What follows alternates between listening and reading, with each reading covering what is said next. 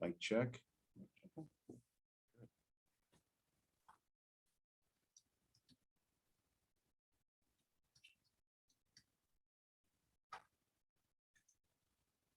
Welcome back. You're here. I've been recording and posting on YouTube and in the classroom.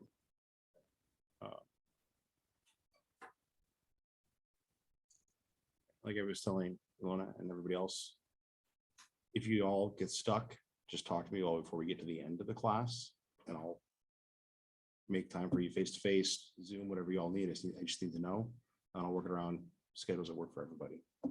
Like I've come in here on a Saturday for a few hours with at least one of you in the past to walk through stuff. So just gotta know what you guys need.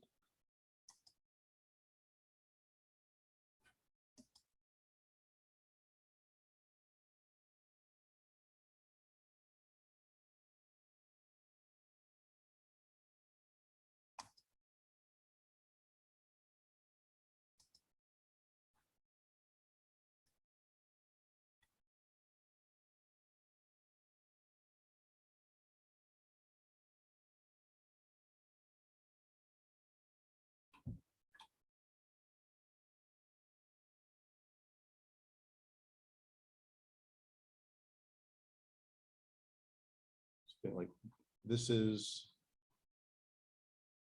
like basically like the whole class and more.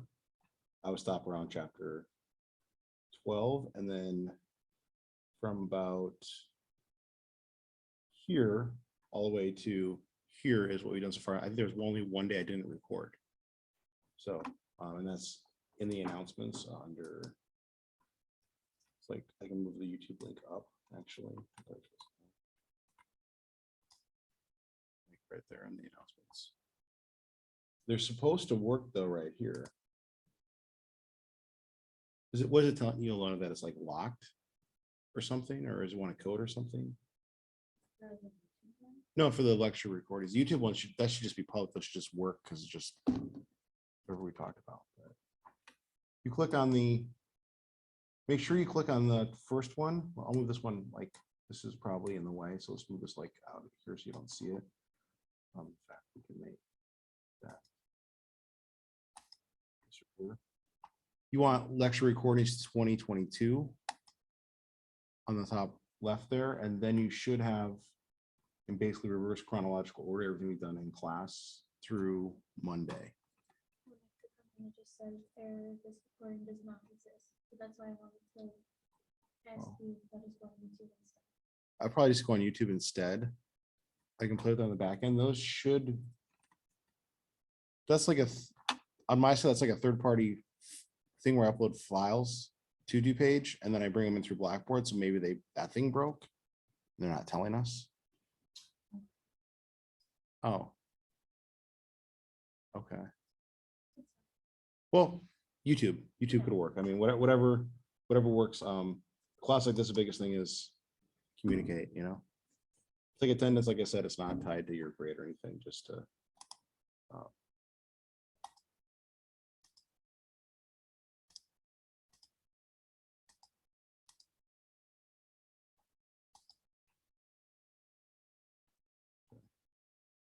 so let's start with the reviews. Who's ready to present chapters 5 through 8 PowerPoint? Hi. Mark, you guys here?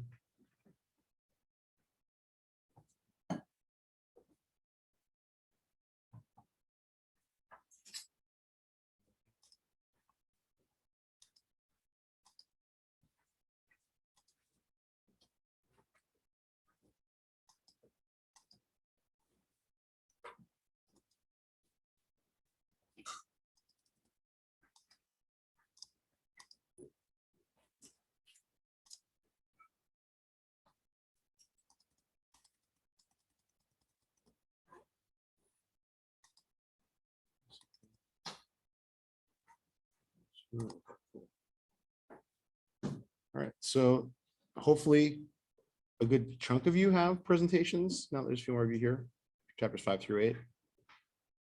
present. Who would like to start us off for review?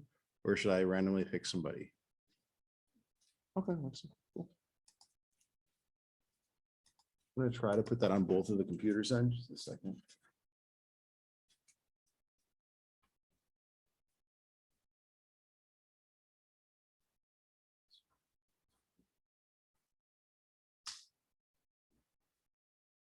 Okay, well, yeah, at least we have a few. If you don't have it ready on Monday, so that you can present, so that way you and all your classmates, not only get the points, but also you can benefit from all of each other's understanding. So you have JPEGs, is that right? No, that's not chapter review, that's. That was, you just posted it? The link, I gave you the link. It's a Google Slide. Okay, I think I got you. I think I ended up grabbing the chapter 8 review, so let's go. This. Share. Show.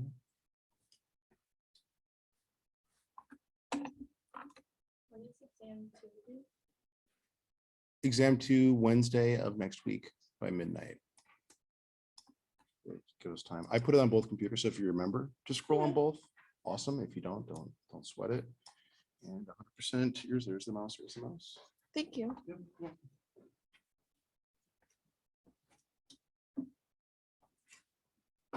Okay, so for chapter 5, we started with probability. And to calculate that, you just do frequency over your sample space.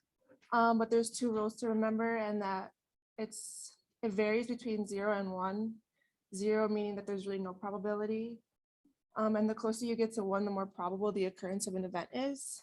And it is also never negative. And then there's different relationships between the outcomes. So like mutually exclusive, that's when 2 outcomes cannot happen simultaneously. And I think of like the coin flip. And then for independent, 1 outcome doesn't affect the probability of the second one. And then that's my cue to use the multiplicative rule. And then for complementary, it occurs when the sum of the probabilities is 1, so that's when you add. And then for conditional, the probability is dependent on the occurrence of the other outcome. And then we learned about Bayes' theorem or law, and that's the probability of an event given certain conditions. And then I found this picture and I like it because it like defines all the variables, which I like. Then we learned about probability distribution, which is when all the possible probabilities for a random variable in a range in which the sum of all the probabilities is equal to 1. And then we learned about random variable, which describes the possible outcomes in a random event. Expected value is used to find the mean value of a random variable. And you multiply the outcome by the probability of its occurrence, then sum each product. Then we learned about variance of probability distribution, and that just measures validity. And then I found that formula. And then the standard deviation of a probability distribution is calculated by taking the answer that you get from that formula and just taking the square root of it. Then we learned about normal distributions and z-scores in chapter 6. And a normal distribution occurs when scores are symmetrically distributed above or below the mean, median, mode at the center. And this is just a visual, just to kind of like conceptualize that.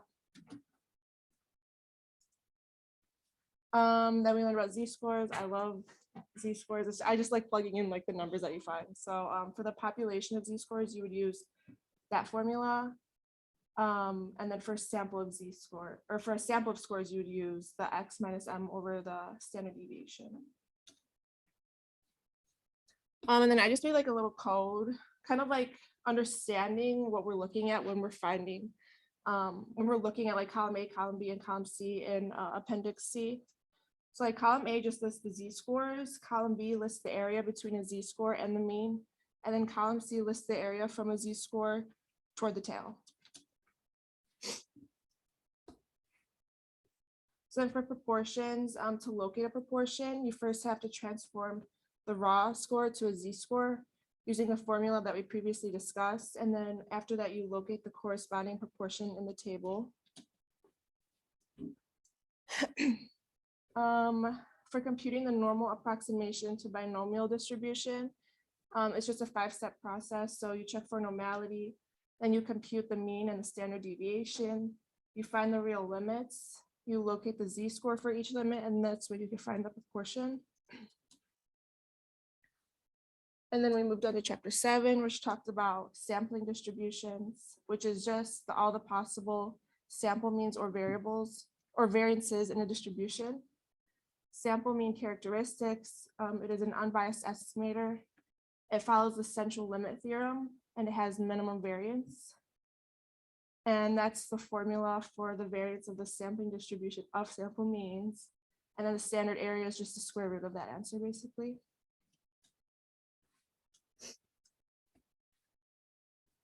Then there's sampling without replacement, which every participant selected is not replaced. And that's the most common one. And then there's sampling with replacement, which is when the participant selected is replaced before the next selection. Then you have the experimental sampling formula. Order doesn't matter, and it's sampling without replacement. And that's the formula that you would use. And then I just reminded myself that like the exclamation point signifies to multiply that number by the numbers that come before it. And then to construct a sampling distribution, you identify the mean of the sampling distribution, you compute the standard error of the mean, and then you distribute possible sample means 3 standard errors of the mean above and below the mean. Then we moved on to hypothesis testing, and the steps for that include stating the hypothesis, setting the criteria for the decision, computing the test statistic, and then finally making the decision. And then the null hypothesis is just a statement that is assumed to be true. And then the alternative hypothesis just like directly contradicts that. Power is the probability of rejecting the false null hypothesis. Cohen's d is used to measure how far scores shifted in a population, and then that is the formula for that. The effect size is a percentage of variance explained by the variable. And then I just put these little notes in, like how to increase power. So like as effect size increases, power increases. If you increase the sample size, you decrease the standard error, but you also increase the power. And then some other things that also increase power include increasing the effect size, the sample size, and the alpha level. And then finally, for non-directional and two-tailed tests, you state the null and alternative hypothesis. You set the criteria for the decision. You compute test statistic using the z obtained, and then you make your decision. And then the area in the middle is if you were to like retain the hypothesis. And then those are the rejection regions. So yeah. Okay, that's good.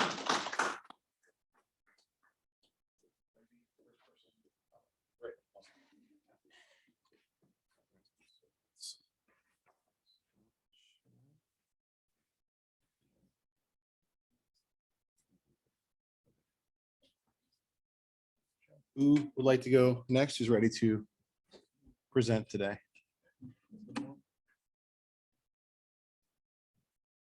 Then I'll jump out at once.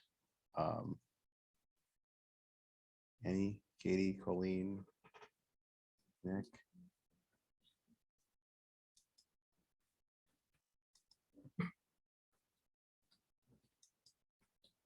Wait just a second, then you submitted, right? So I'm gonna pull it up on both computers just so that everyone can see it.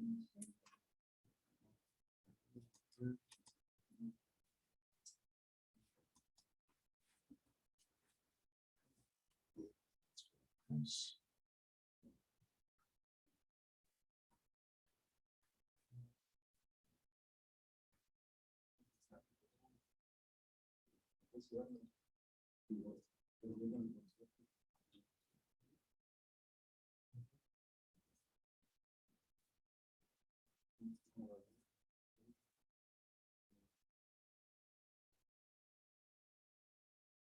I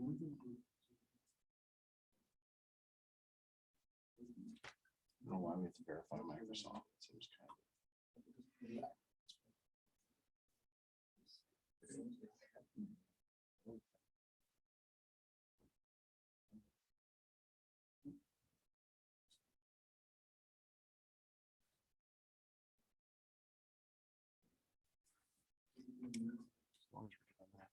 Anytime.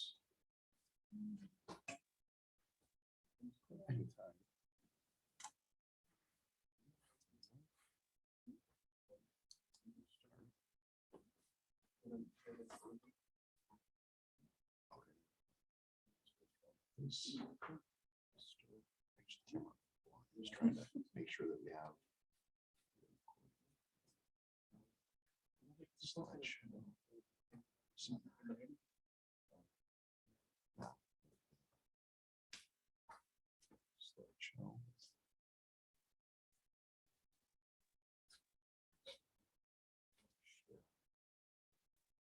Just want to share that.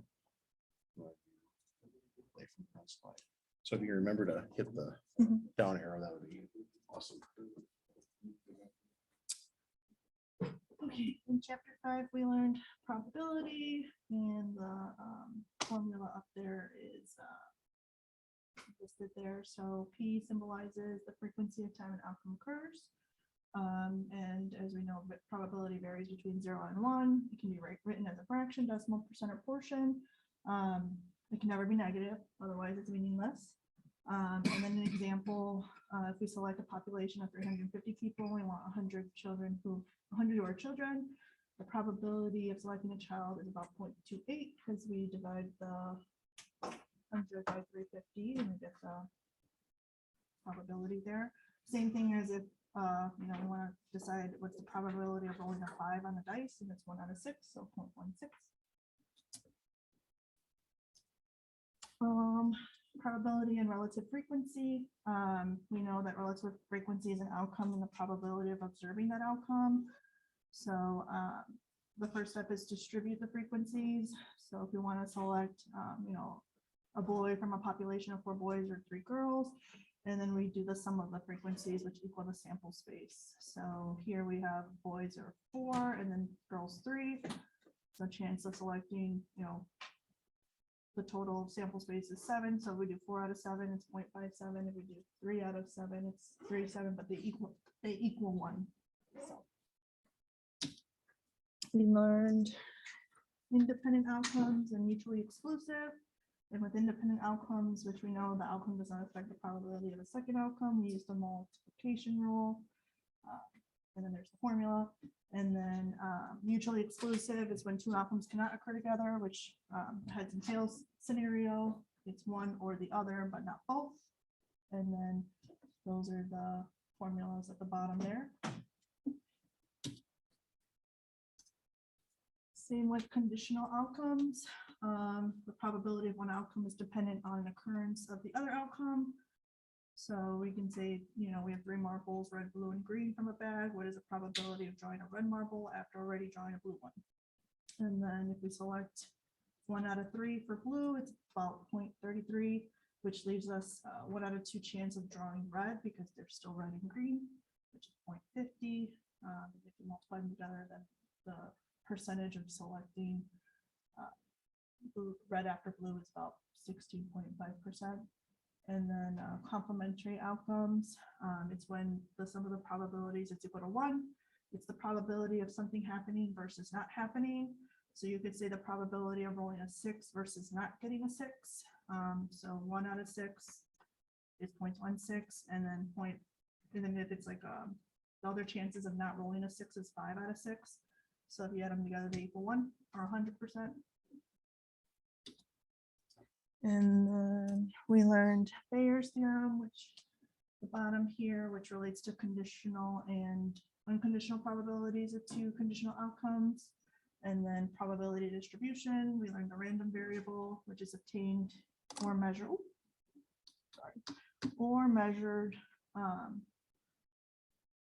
for each outcome in a random variable, and the sum of it equals 1.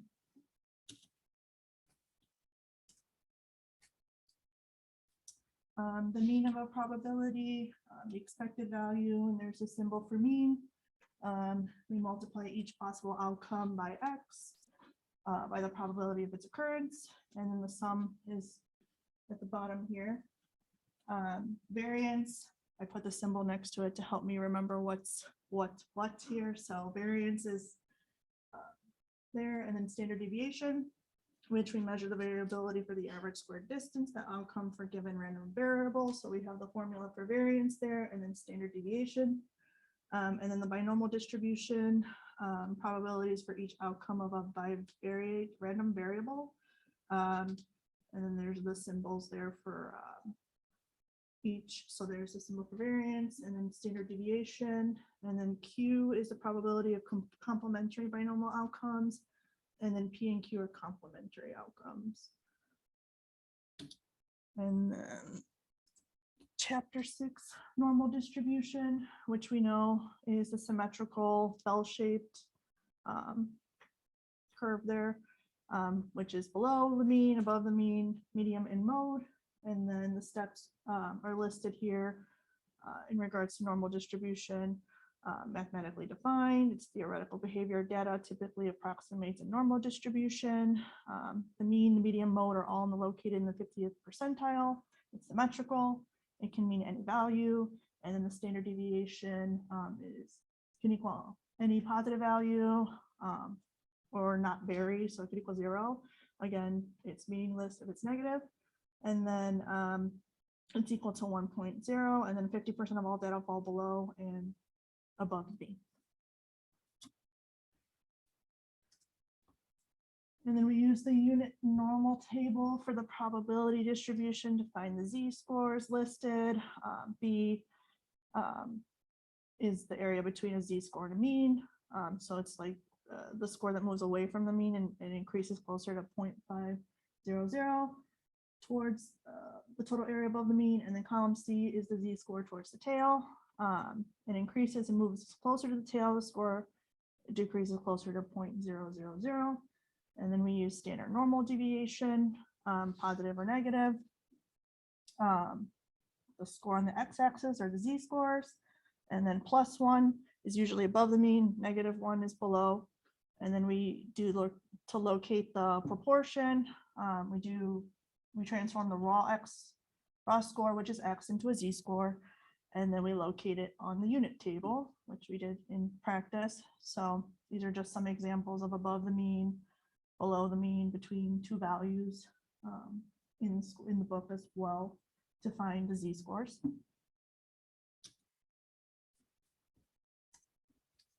And then again, locating scores that fall within a given proportion percentile using the table. Binomial to normal distribution. So long as n is greater than or equal to 2, the binomial distribution will approximate a normal distribution. Increase in sample size probability distribution will clearly approximate a normal. And then for normal approximation to binomial distribution, assuming NP and NQ are greater than 10, we do the 4 steps. You check for normality, compute the mean and standard deviation, find the real limits, locate the z-score, and then find the proportion located within the real limit. And then chapter 7, we did sampling distribution, which samples all means, variances, and can be obtained in a given size in the same population. Sample with replacement. Each item's replaced before the next selection. So if we had a population of 70, what's the probability of selecting the first man is 1/70, which is 0.0. Probability of selecting a second man, which is without replacement, is 1/69 or 0.1. So they're about the same. Sample without, each participant selected, not replaced before the next selection. So if we had 10 hats with different color stars, 2 hats are marked blue, marked red, marked green, marked yellow, marked orange. The probability of a hat marked orange is 2 out of 10. And then a hat marked orange on the second draw is 1 out of 9, so 0.1. And then sample design is how they select from a sample population. And then statistical theory, sampling, order matters. A and B are selected from a population. Selecting A first and B differs from B than A. So we sample with replacement. And then behavioral research is which is without replacement. Order doesn't matter if A is before B or if B is before A. It's still the same. And it can never be sampled twice. And then we have sampling distribution. we identify the hypothetical population. So if we have n equals 3, and took a vocab test, person A scored 4, person B scored 7, person C scored 3, we add those together and then divide by how many there are, which are 3. So we get a mean of 5. The sample means an unbiased estimator, follows the central limit theorem, and then the distribution sample mean has a minimum variance, and then the central limit theorem, where the sample mean is equal to the population mean. Sample mean select at random, it will always approach a normal distribution. And then minimum variance, variance of a normal distribution can be any positive number. Standard error of mean is how far a possible sample mean deviates from the value of the population mean. So we have the two formulas there that we use.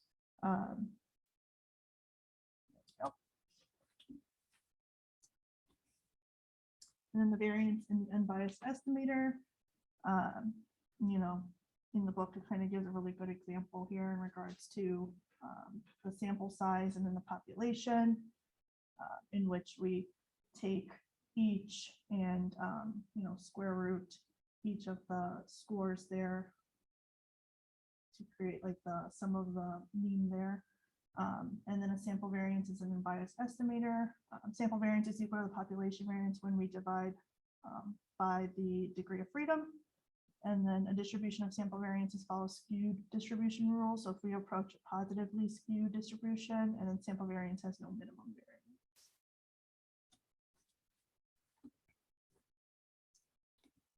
Standard error of mean is the standard deviation of sampling a distribution of samples. We divide the population by standard deviation by the square root of the sample. So if we have a mean of 15, standard deviation of 20, and a population size of 50, we just take the square root of the standard deviation by the population size and equals the standard error of mean. Standard normal transformations, it has you know, 2 steps here where we transform the sample mean into a z-score, and then we locate the corresponding proportion for the z-score in the unit table. And then factors that decrease standard error is dependent on the sample size and the population standard deviation. So as the population standard deviation decreases, standard error decreases. And then if the sample size increases, the standard error decreases. And that's also known as the law of large numbers. And then chapter 8, hypothesis testing, which we you know, test for a claim or hypothesis about a parameter in a population. We have the null hypothesis, which is the H0 statement about a population parameter, and then the alternate hypothesis, which contradicts the null hypothesis. And then we follow by 4. So we identify the hypothesis and we select the criterion upon which we decide the hypothesis is being tested is true or not. And we use level of significance to make a judgment upon a decision regarding if what's stated in the null hypothesis. Step 3, we select a random sample from the population and measure the sample mean, and we use test statistic to identify how many standard deviations of a sample outcome is from the value in the null hypothesis. And then 4, we compare what we observed. Either we reject the null hypothesis in a sample mean if there's a low probability of occurrence when the null is true, or we retain a null hypothesis in a sample mean for high probability of occurrence when the null is true. And then the types of error we have the decision to retain the null hypothesis is correct. The decision to retain the null hypothesis is incorrect. The decision to reject the null hypothesis is correct, or the decision to reject the null hypothesis is incorrect.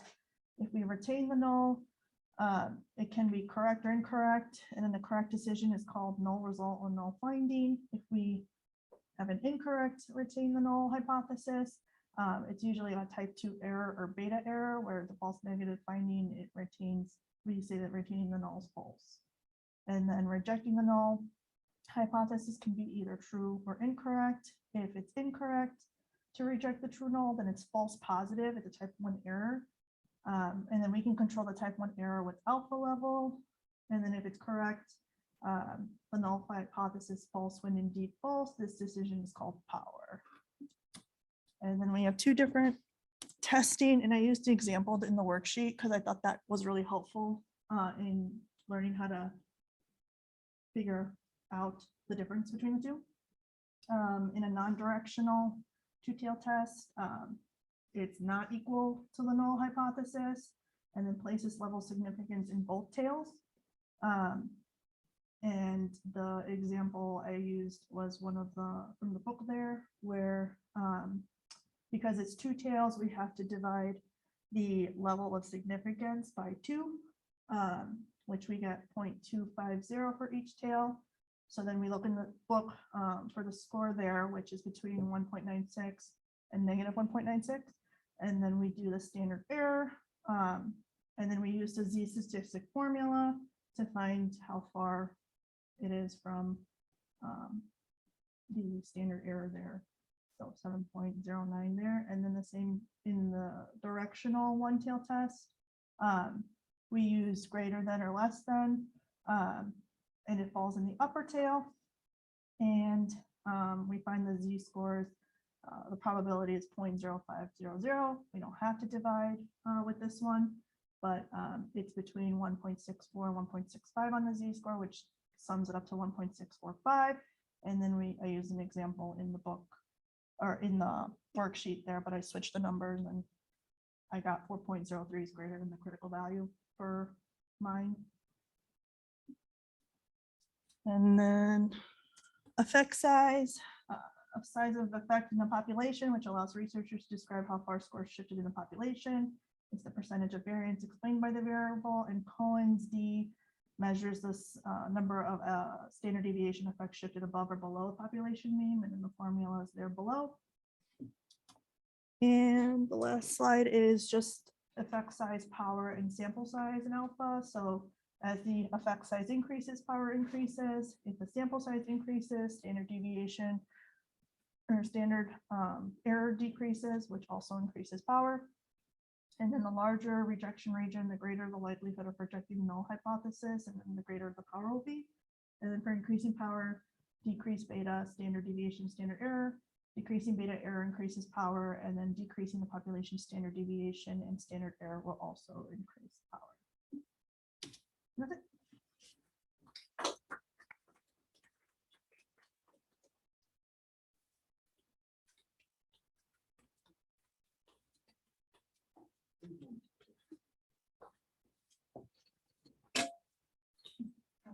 You? I was saying this last. Oh, okay.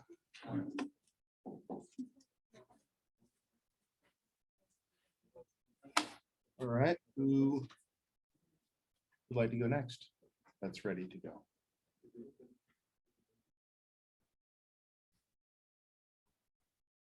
Or I can randomly pick someone. So you can either volunteer yourself or you might end up on the spot here.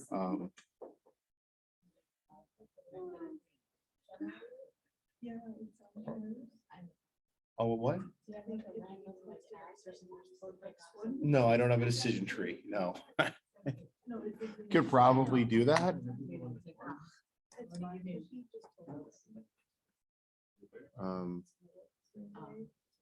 So let's. Well, yeah, I could flip a coin and I could be like, it's the front or the back row. And then I could pick another coin, like male or female. Like I could totally do that. Because you can do everything with the iPhone. I mean, clearly.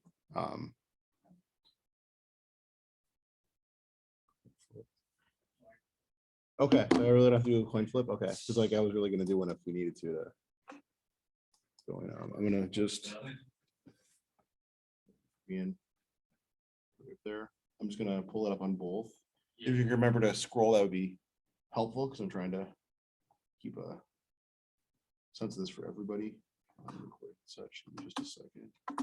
Still fuzzy on some of the content, but Okay, and hopefully we'll work through it. yeah, and we have to go over 9 today also, but hopefully this and asking questions like I've been telling everybody even before you got here today. If you need time outside of class, Zoom face to face, just let me know if anything's unclear. Gonna move this closer. Absolutely, yeah, you can, yeah. Oh. But that we can even go like this. That's better. Yeah. And then you should just have like the arrow keys, but then like Oh, yeah. here's a Bluetooth mouse if it'll make a difference for you.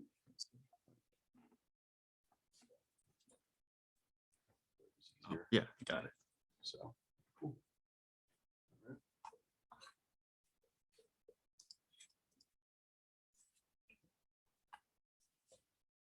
Do you want to move that more, or are you done? It's good. Is that fine, or? Yeah, Okay. I'm just gonna use the arrow keys. Okay, you're not using the mouse. Okay. Yeah, yeah. All right. Cool. All right, so these chapters where we covered basic probability and hypothesis testing. So some inferential statistics. So when we have two like probabilities, like two outcomes, there's like different relationships they can have. So the first example is if they're mutually exclusive, which means the probability of them happening at the same time is 0. So you can see the equation, the probability of A and the probability of B is 0. And the probability of either or, which is represented by this U, would just be the probability of A plus probability of B.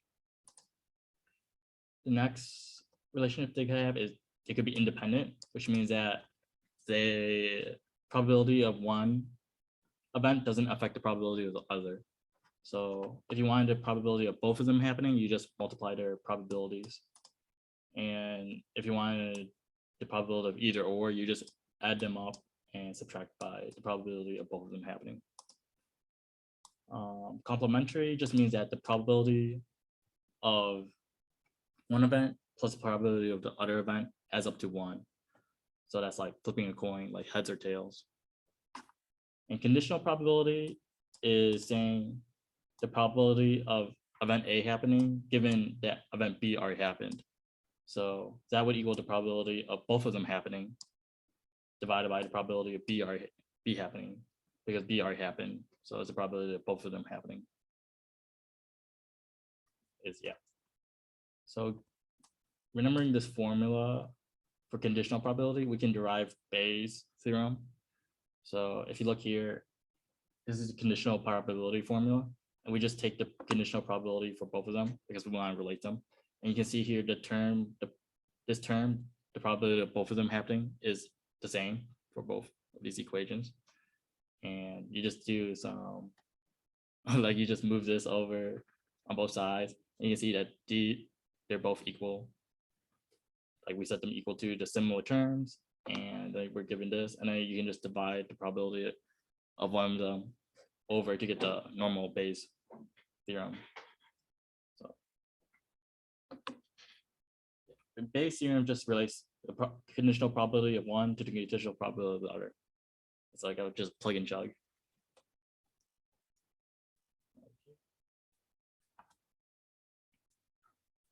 The best you can. Yeah. I'm trying to keep a copy of this for everybody too, and based on here. Yeah, okay, cool. And the expected value of a probability distribution, like mu, would just be the sum of the values times the probability of each value.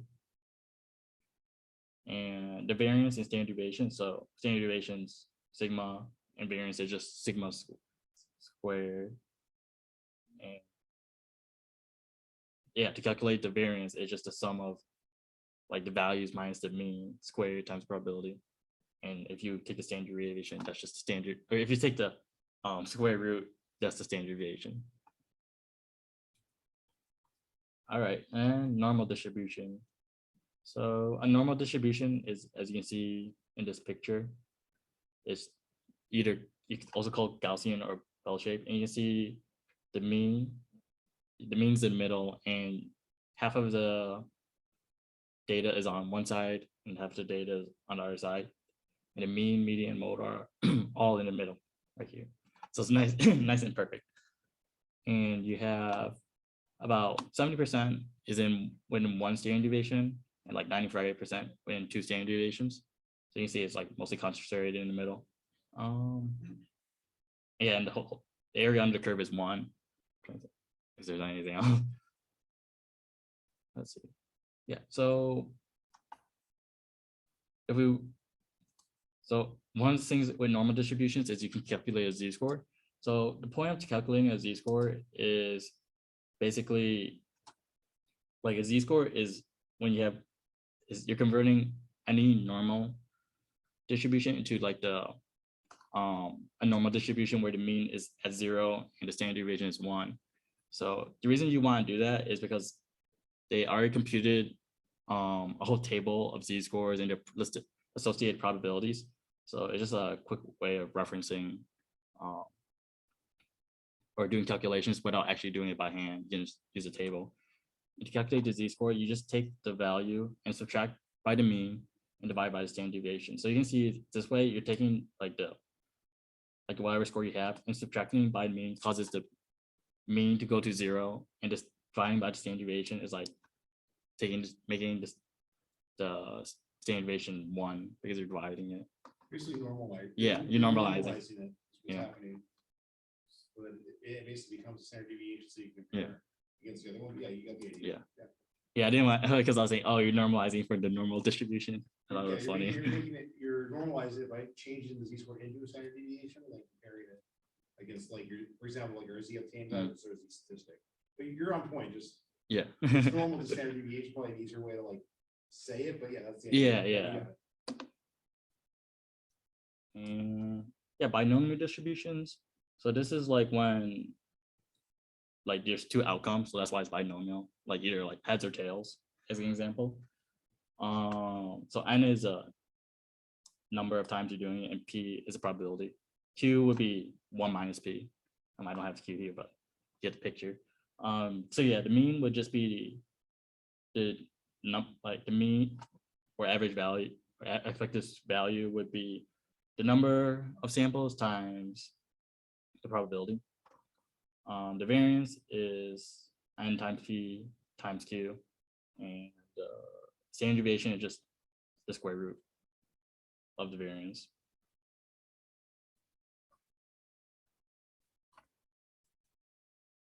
So binomial distributions will approximate normal distributions when n is greater than 2. So n is probably big. So the bigger n is, the more it'll look normal. And n times p and n times q has to be greater than 10.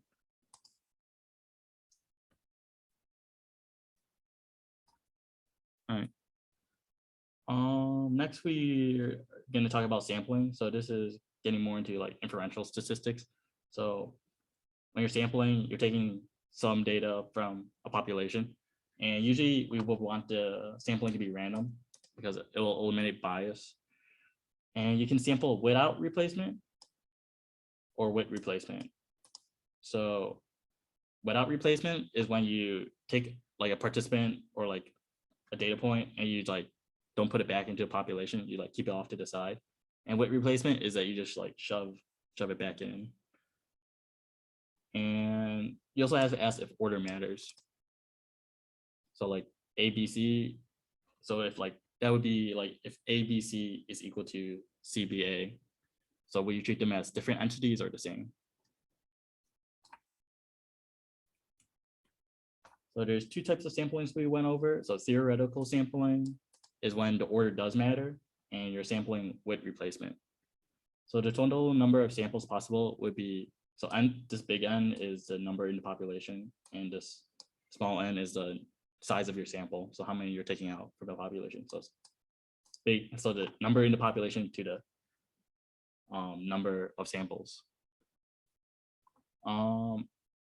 Yeah, this is probably not used that often. It's not used that often. Yeah. We use more of the experimental one. Yeah, this is like, And that's like the outcomes for like Yeah. a card game. or Yeah, Monopoly, exactly. or a board game, because it always ends a different way yeah, because of how many different samples there can be within it. it's more abstract. Yeah, And but that's why it never ends the same, because of the math. yeah, experimental. Yeah, it's probably what we use in a psychological study because the order doesn't matter and you're sampling without replacement, so you're not putting participants back into the pool. Yeah, that way you're not like testing the same person like 2 times. Yeah, Or and more. it wouldn't tell us much unless we were interested in like convergent validity. Mm, So if we wanted to see if the measurement at like 2 different ways converged towards something, then we might want to sample with replacement. But generally, you're doing a study, you're not necessarily doing that. If we were like, how happy are you at your job? And then we looked at it like a year later, that would be your convergent validity where you might want to do with replacement, to basically see if we get sort of the same answer consistency. But he's right, generally. Yeah. do that experiment. And to calculate the total number of samples possible, the notation would be n choose n, which is equal to, so this is like the total number in the population factorial divided by the total number in sample factorial times total number in the population minus sample factorial. So next is the central limit theory, which basically states that if you take a sampling distribution, regardless of how the population distribution looks, if you take enough samples, your sampling distribution tends to look normal. So that's pretty much it. The minimum variance formula. So this is just calculating the variance, like the minimum variance. And it's kind of similar to other variance formulas we were looking at, where you're taking the sample mean minus the mean or population mean, and then squared, and this one, and dividing by the total number of possible samples. Yep. Standard error is given this formula, standard deviation over the square root of the number of samples. For sure, standard error is like a measure of variability, but I'm not too sure what it's actually representing. So we're looking at the error in terms of how inaccurate that would be in relationship to what we're looking at.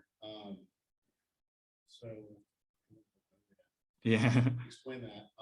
That's really like how much the remember Essie, how the sample mimics like the population with the chart. We're looking at the standard error. So how close the population and the sample are to each other, how much the sample mimics the population is our standard error.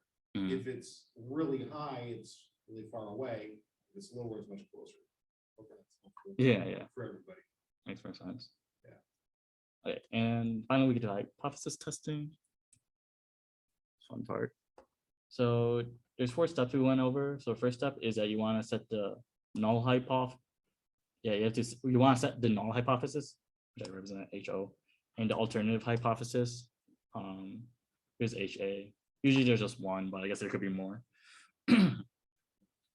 And yeah, your null hypothesis is kind of like your default, and your alternative is like the other potential. Yeah, it could be. So then you want to set your critical level, which is alpha, and we usually set it to 0.05.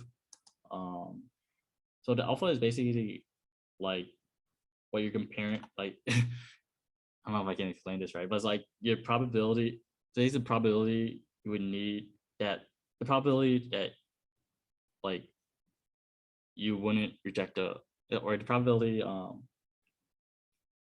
you're comparing the test. You're Yeah. trying to assert a certain amount of confidence Yeah. to your critical level. So the alpha level being 0.5, usually 100 times for an outcome you want. 5 times you're going to hit it probably no matter what. But the idea is you can never state with 100% certainty that something's going to happen. So the alpha level is related to the power. So if we had 0.80, our alpha level would be 0.20 to get to 100%. So they're like related to each other. But the idea is that we're trying to account for chance. And there's no way that I can say with 100% accuracy, this thing's going to happen, but I can say with 95% accuracy. I can say with 99% accuracy if we wanted, but typically you're not going to say 100% accuracy. So they're like inversely related, your alpha level to your power level. And you made that point earlier, like 0.8 is kind of I would agree, but the very minimum for any social science is a 0.8 because we don't want it more than have 20% probability of chance. But yes, 0.5 would be better because then we can say with 95% confidence that it's going to happen. Yeah. It's the same with the thing like the vaccine. So they really know it's going to work long term and there's no risk. Probably not, but with 95% confidence, they can be like, hey, this is going to work. You guys probably aren't going to get sick. There's probably no long-term effects. Yeah. That's the idea behind it. Hopefully that's helpful with your Yeah, explanation. yeah. Just trying to interject and help you a little bit as you're explaining it. You can jump right back in. And then the null hypothesis you're talking about, that's like Mhm. basically nothing's happening. An alternative is like more of a clearer definition of that relationship at the most basic level. So like, there is no relationship between getting vaccinated and not getting sick. Null hypothesis. Alternative, those that get the vaccine, only 5% of them get sick, maybe. That would be like the ideal alternative hypothesis. Makes sense. And step 3 is just computing the test statistics, so like crunch some numbers. And then at the end, you should either, you have to make a decision whether you reject the null hypothesis or retain the null hypothesis. So you do this by comparing your test statistics to the significance level, which is Which is wonderful you awesome, said yeah. that, because that's Yeah. the rest of what we're doing. We're literally gonna be looking at, okay, this versus that, where do we draw the conclusion? Yeah. So it's gonna, in a sense, if you understand that concept, it should get easier the next 4 chapters. Yep. Just different tests. all right. And now we can look at some of the errors. So there's type 1 and type 2 errors. So type 1 error is a false positive and type 2 error is a false negative. Yeah, so it's basically like false positive is like we rejected a null hypothesis, but it was like, yeah, it was true. So it's a false positive. And then if we did not reject the null hypothesis and it was actually false, then we get a false negative.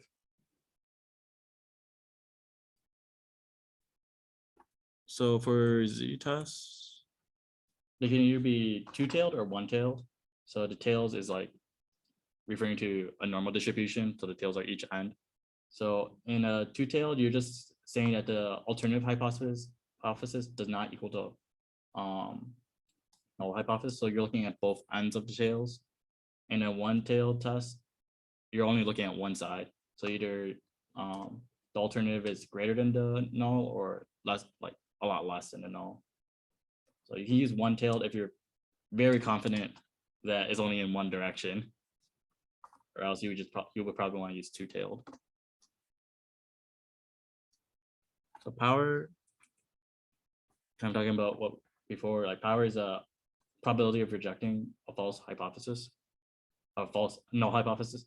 And there are a couple ways to increase the power. You can increase the effect size, sample size, and type 1 error. And to decrease it, you can decrease the type 2 error, standard deviation, and standard error. So going a bit more into effect and effect size. So effect is basically the difference between the sample and population mean and the null hypothesis. And effect size is the percent of the variance kind of explained by the variable. And lastly, we're going to look at Cohen's d, which measures the number of standard deviations affect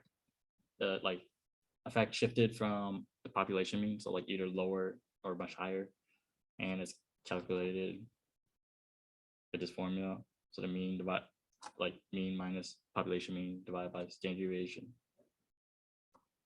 And yeah, and here's kind of a ballpark for whether an effect size is like small, medium, or large. It's less to be here, but it's just something like happens and then how much that thing happens, so you can analyze sort of like, well, really your inferential statistics, like where you draw your conclusion from. Yep. Yeah. And that's it.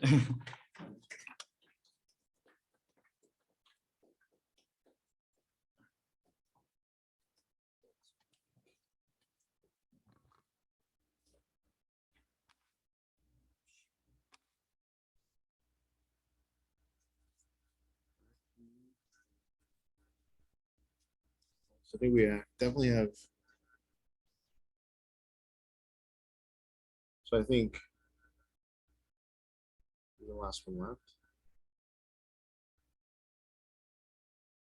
Yeah. I think you're the last one. Everybody else have fully. No, or Annie. Annie. Right. That's it. In terms of who's prepared. So either Anisha, say your name correctly, or Annie. For the exam 2 review. Yeah, that's the turn. So whoever is not presenting, you got to present on Monday. I should remember you presenting when I'm grading, so that I can give you full points. So make sure you actually come to class ready to present. Who would like, did you want to jump in if you'd like? Okay, so give me just a second.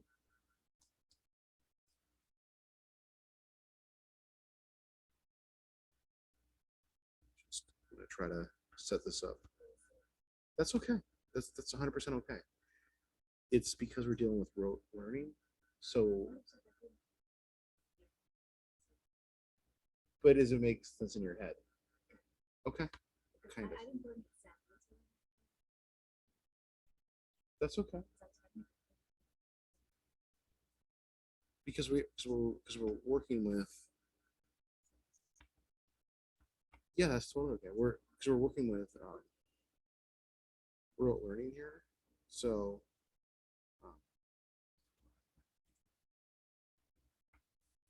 We're like basically I'm trying to find a clever way to review it over and over again without me just saying it over and over again. That's why the way you all interpret it, so that's fine.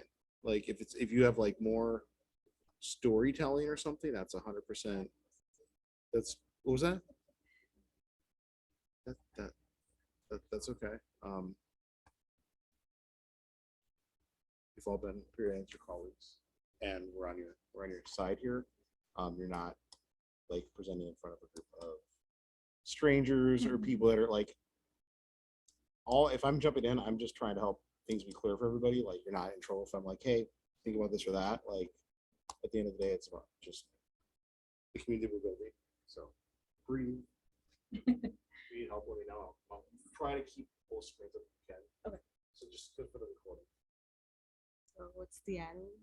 So it should be the arrow key or the mouse. And then you gotta do that on this one. Yeah. Perfect. Yep. What about this one? It should be Sorry. either arrow, this. So you either like click, like left click, or you can go like that. Either way should work. Fine. So probability, just the normal definition, it's the possibility of outcomes of any random event. So how do we calculate probability? Frequency of outcomes divided by total number of possible outcomes. So the effects equals f of x divided by sample space.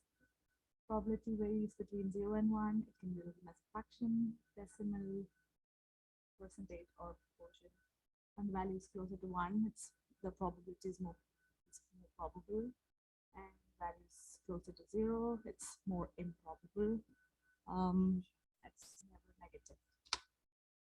Relative frequency, it's probability of occurrence, and distribute frequency, sample space is sum of the frequencies.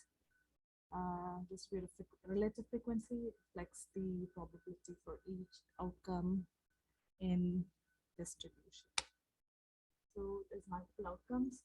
So one is mutually exclusive. So that means two outcomes cannot occur together. So it's BA intersection B equals 0. So the symbol is like it's and the next is additive rule, which is outcomes occurring which equals to the sum of individual probabilities. So that's the formula there. Union equals or and, I think. Union is just or, I'm not sure. The U I believe the upside down is intersection. or I believe the other one. Is I had a confusion. Yeah, I can double check, but I'm pretty sure off the top of my head that's absolutely. yeah, I had a doubt too. So I was like, but I'm gonna look now, but I think it's right. That's how I remember. so that's wrong. Is that wrong?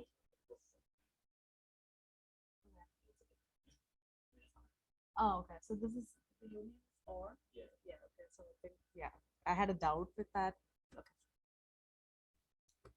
We like mnemonically, like on like we that refers to a word like kind of like changes it so for is for that. This is again the not nice. It was like an and so it means and how and sounds. Independent outcomes, probability of one outcome which does not affect the second probability. So that's the formula. Complementary outcome, if the sum is 1 and subtracting 1 from that probability will equal probability of the second outcome. Conditional outcome, it's one depends on the other, the occurrence of the other. So that's the formula. I do not know this. I just copied this. I do not understand what that is. It's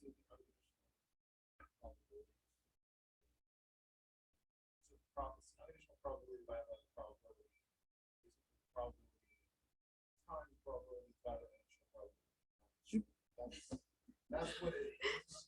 I would probably just use the worksheet that I gave you. That would probably be easier. To get up.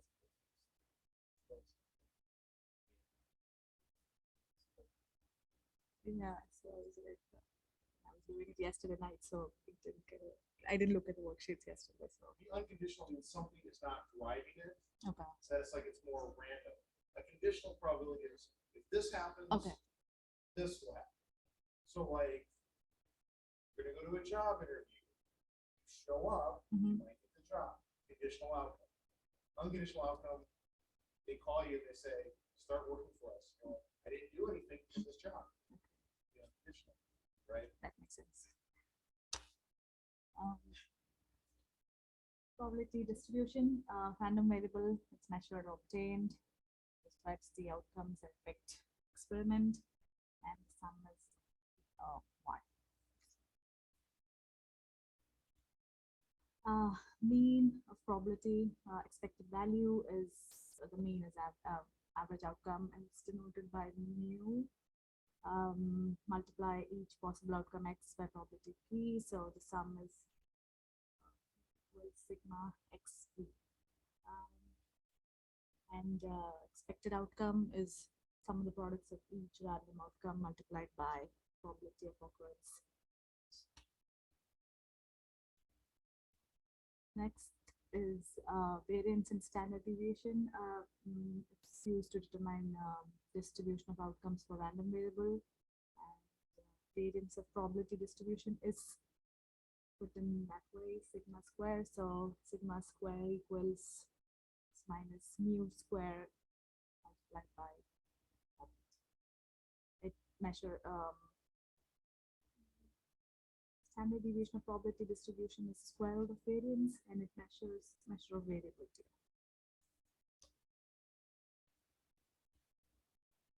Binomial distribution expected value, it has two possible outcomes. It can either occur naturally or it occurs by manipulation.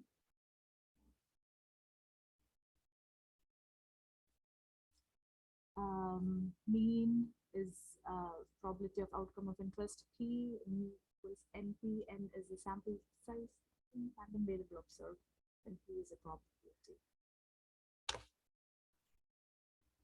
Okay, next is variance. And it's N multiplied by P, and 1 minus P is Q. It's Q. That's right. Yeah, okay. I didn't write that. So N is the number of times random variable is observed. P is probability of outcome of interest. And standard deviation is variance, square root of variance. Chapter 6. Normal distribution, it's usually symmetric. It's bell-shaped, distributed around mean, median, and mode. Mean can be minus infinity to infinity. Standard deviation can be any value, but it's always positive. So the mean, median, mode is located at 50th percentile. Tails of normal distribution is asymptotic. That is, the tails don't touch the x-axis. This is how it looks like. Text. Z-score is distributed on the x-axis, and it's usually calculated by that formula. Z equals x minus m by standard deviation, where x is the value and m is the mean. So we find the z-scores from the table. The column, it has 3 columns. Column A has the z-scores. Column B has the area between the z-score, and C is the z-score towards the tail. And then we find the proportions. So first we transform the raw score into a z-score, then we find it from the table and then decide whether it's like on the negative or the positive areas.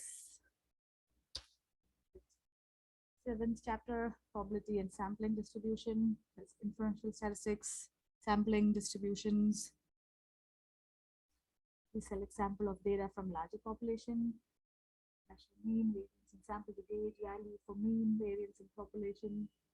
So there's random selection. It's used to avoid bias, and all the individuals get an equal chance of getting selected. Sampling without replacement and sampling with replacement. Sampling without replacement, we don't replace the, like the card that person's at the card game. And with replacement, we put it back, so the probability of each selection is the same.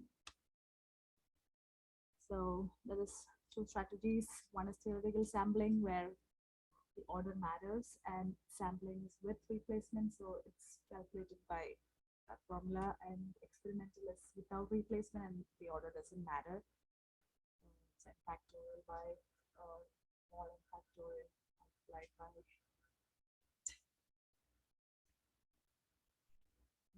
sample mean. It estimates the population mean. Construct sampling distribution. There are three ways.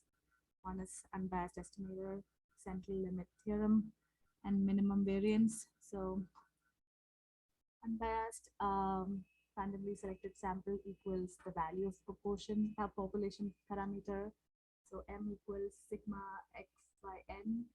Central limit theorem is sampling distribution of sample means towards normal distribution, and minimum variance is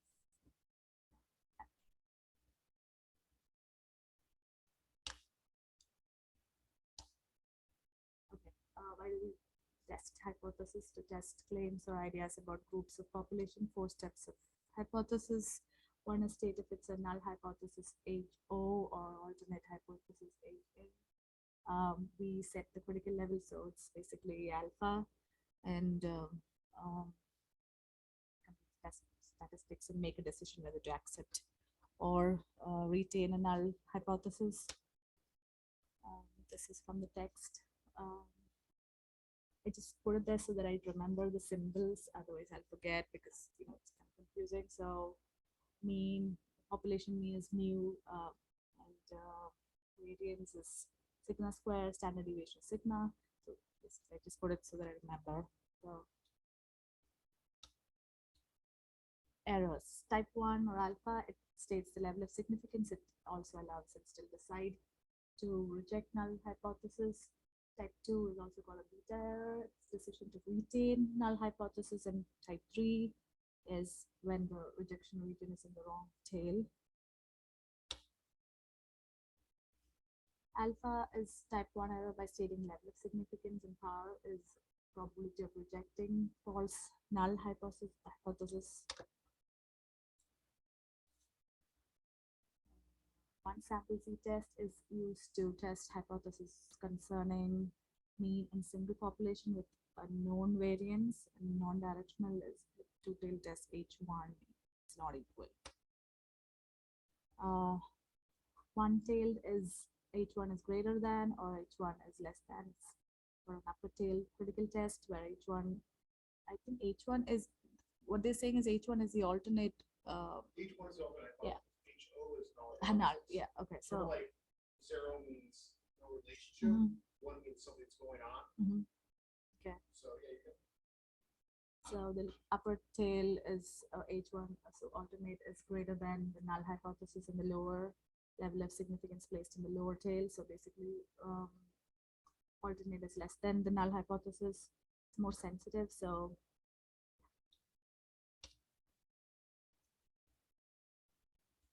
non-directional, it's more conservative. So it's more difficult to reject null hypothesis, and that it eliminates possibility of type 3 error. So next one is Z obtained. The probability is 2, and that's the formula. Sample mean by minus regular mean divided by standard error. And standard error is standard deviation by square root of n. Bernstein is measures number of standard deviation effect. So the value is that m minus mu by sigma. So it has different values d. So it can be small, medium, or large. Also, these are like things which can increase the power. So basically, d, n, or the alpha, it increases, it can increase the power.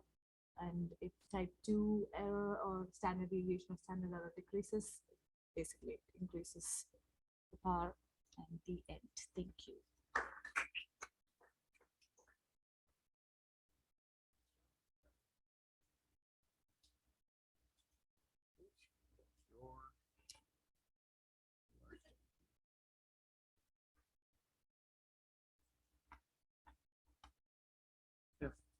That was.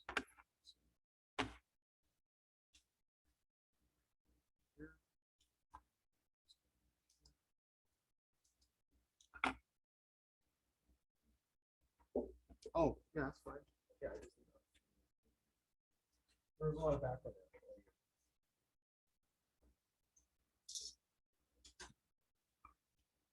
So let's go like this.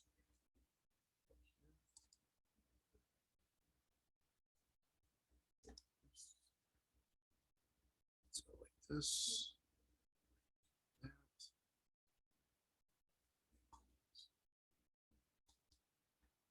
And if you can try to remember to scroll on both screens, that'd be helpful, just because maybe that missed it, or if y'all want to review what y'all said, you'd be able to that way. So it should just be up or down arrows on either keyboard and or the mice.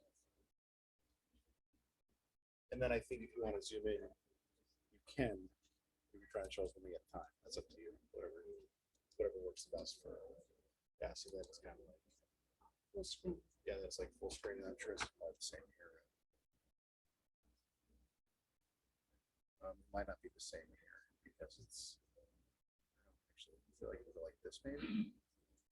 Yeah. Yeah. Yeah. You Is kind there of. like a slideshow button or You did a PDF? So you did a probably not. PDF. So the only way to do that would be if we. That's okay. You'd have Yeah. to save it into a PowerPoint, Oh. which I think you can do. Oh, I don't. Yeah, It's but I think it's fine. fine with you. Yeah. No worries. All right, let's give the floor to Annie, everybody. Is ready? All right. Review for chapters 5 through 8.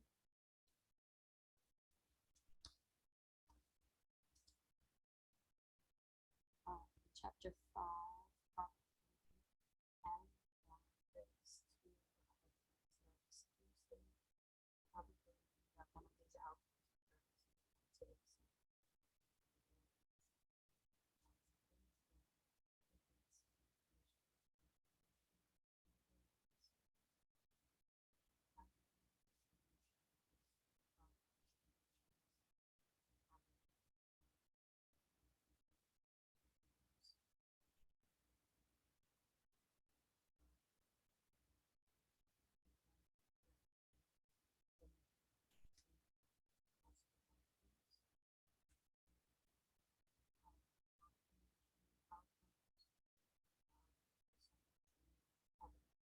Probabilities.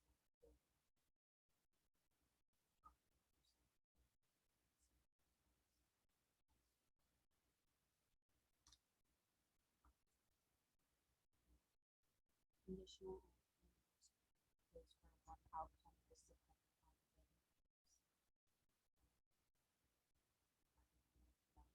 That's Dichotomous. dichotomous. Dichotomous. There's any two possible outcomes.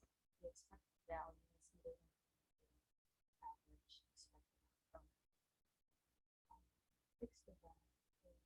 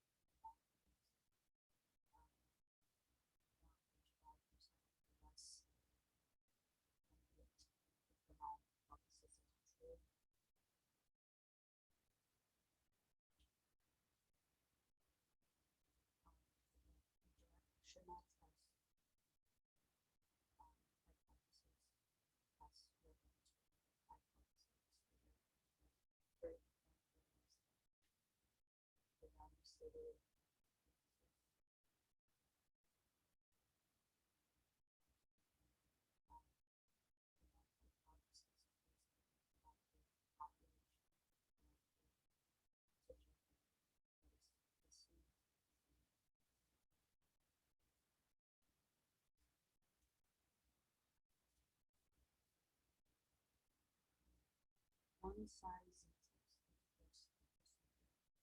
test the hypothesis. Value is the probability of the sample outcome. The rejection the critical value is not the value hypothesis has.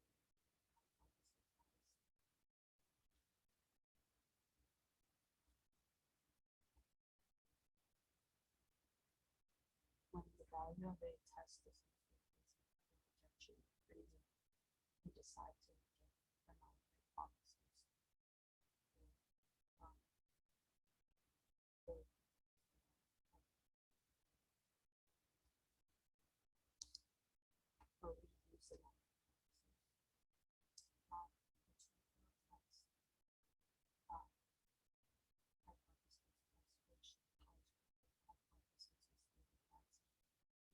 as much as a value stated in the type 4 here is probability of rejecting that is actually true. Type 2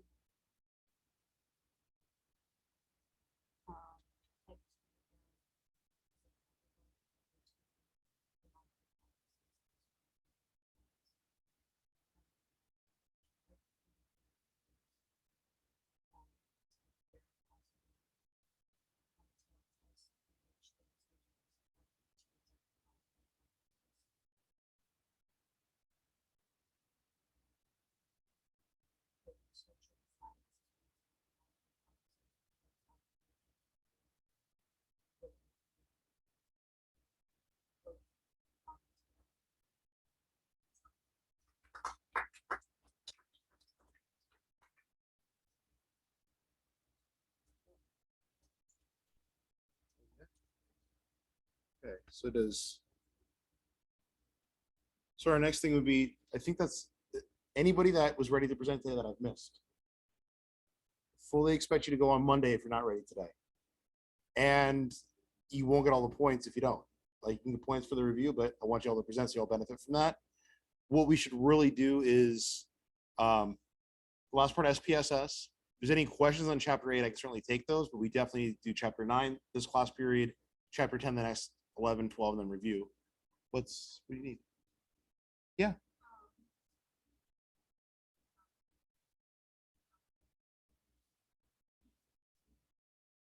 It's whenever you're kind of unsure. So if you're like it's less than or it's greater than period, that is one tail. If you're like it could be one or the other. If you separately have a hypothesis, the alternative hypothesis, like we said, like that example, scores will improve at most like 50 or greater. That's, you don't divide anything because it's one direction. If we're like, we're not sure, it could be greater than or less than, like you kind of go two different directions, then you divide to and you get the 0.250 for using an alpha level of 0.05.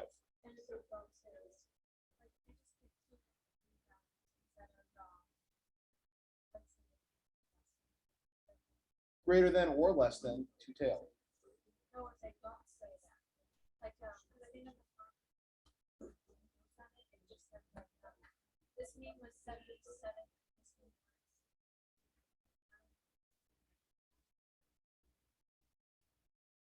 So how do you know it's one direction or two directions? It's typically, let me take a break, guys, because I feel like there's a lot of like outside conversations here. If you need a few minutes to like decompress, it's fine.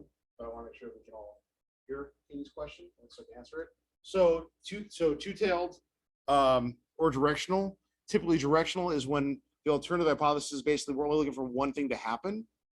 And if we're looking for two things, or then it's gonna, so it's like if it's at like let me show you the example that I have. So I feel like maybe just walking through the example might make that easier for everybody. If we go in here and we look at, and I know it's a worksheet we looked at before, but I still think it can make it like clearer for everybody. And I'll pull that up on this side too, just so I can answer your question. Well, Katie, student resources. So I feel like I have really specific verbiage that I can just sort of align as I'm walking you all through this here. It should be right here. Absolutely, yeah, yeah. And I'm recording, so no worries. Unless this isn't clear to you, but if this makes sense, then okay, then absolutely fine. So let's go like worksheet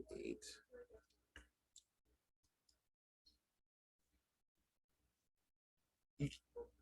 You might have done the wrong type of test or created yourself an error. So like here's an example. Let me screen share for everybody. So this is our non-directional test, and I can zoom in if you'd like. So here we said they're not equal. They either are or are not equal. But we're not clearly convinced that they're one or the other. We're just saying they're not equal to each other for the non-directional. And then if we look further down and we look at our directional, we said that's slightly different, I'm pretty sure. Directional. I think it's, yeah, is at most greater than, which is right here, or less than. So we're finding like a point and we're saying this onto here, like less and like to the left or greater than and to the right, directional. If we're saying it's just simply not equal, we don't really know, two-tailed. So like the example with the math immersion program, mean improvement is greater than 50 points in the population. So it's like at that point and beyond, like that cutoff point. Whereas I think we have another directional example here. But that's like the nuance. It's either it's less than this, that's gonna be this tail over here, greater than this tail over here, or it's not equal to, so we don't know what tail it is. Is it less than or, so it's like when it's more vague, we just want to see if there's a difference, two-tailed. When we want to see something a little more specific, greater than, less than, one-tailed. Does that help? Maybe?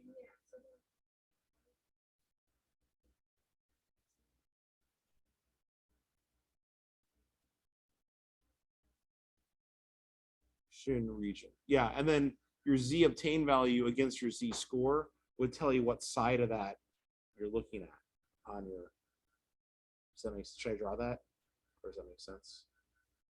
So, like, where's my. So we have. So you have your two-tail, which is non-directional. And then put right here, you have your one-tailed, which is directional.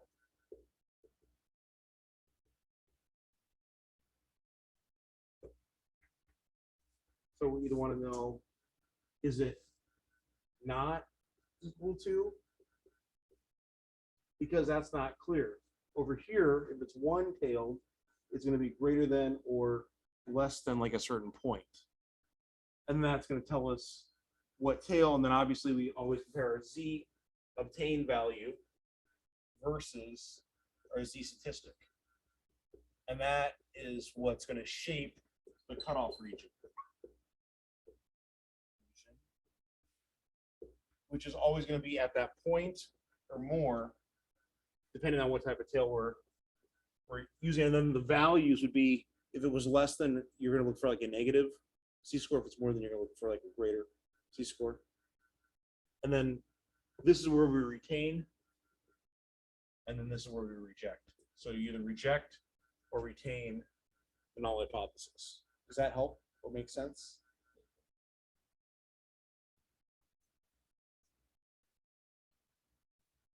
I want to talk about the vernacular. So basically, if we're saying it's unknown, two-tailed, non-directional test, we're not sure what the difference is. And you would, of course, compare your Z-scores or any other test we're doing for your hypothesis. We'll give Z-scores and that in a little bit here. And then if you're saying something like very specific, like our example right here, is that mean improvement is greater than 50 points. So we're saying at a certain point and beyond, that's a one-directional test. If we said, we think it could, if you said something like it could be greater than or less than, it's not, it is or is not effective, that would be like a two-tailed test. Does that make sense? Like two directions. So if it's very specific, it's clear, directional. Be careful on the directions so you don't make a type 1, type 2, type 3 error, etc. And then when you're unsure, two tails. Did I help answer that, or did I? You know what you could do? You can come up with a couple null or alternative hypotheses, and then try to determine what they are. And you could certainly send those to me, and or we could connect, or you could come up with a couple of them, and I could potentially answer them in class or outside of class. But I'll definitely get you to clarity if you tell me before the test if that's not making sense. Maybe let it simmer. So let it simmer a little bit. And if you're not 100% between now and the test, just talk to me between now and then. And I'll absolutely figure out another way to make it clearer for you. So we're about 90 minutes in. Everybody doing all right? You guys need a break? Next thing we would do would be SPSS, or we could finish SPSS and then take a break. And then chapter 10 would be roughly where we 9. Chapter 9. I was thinking the next week. Chapter 9. We'll get through as much of that as we can. Whatever we don't get on the worksheets, I'll probably do homework. I'll be happy to take questions now and in the next class period on the worksheets, and then we should be chapter 10 and 11 next week. And then the last Monday of our week, chapter 12, and then our review on Wednesday.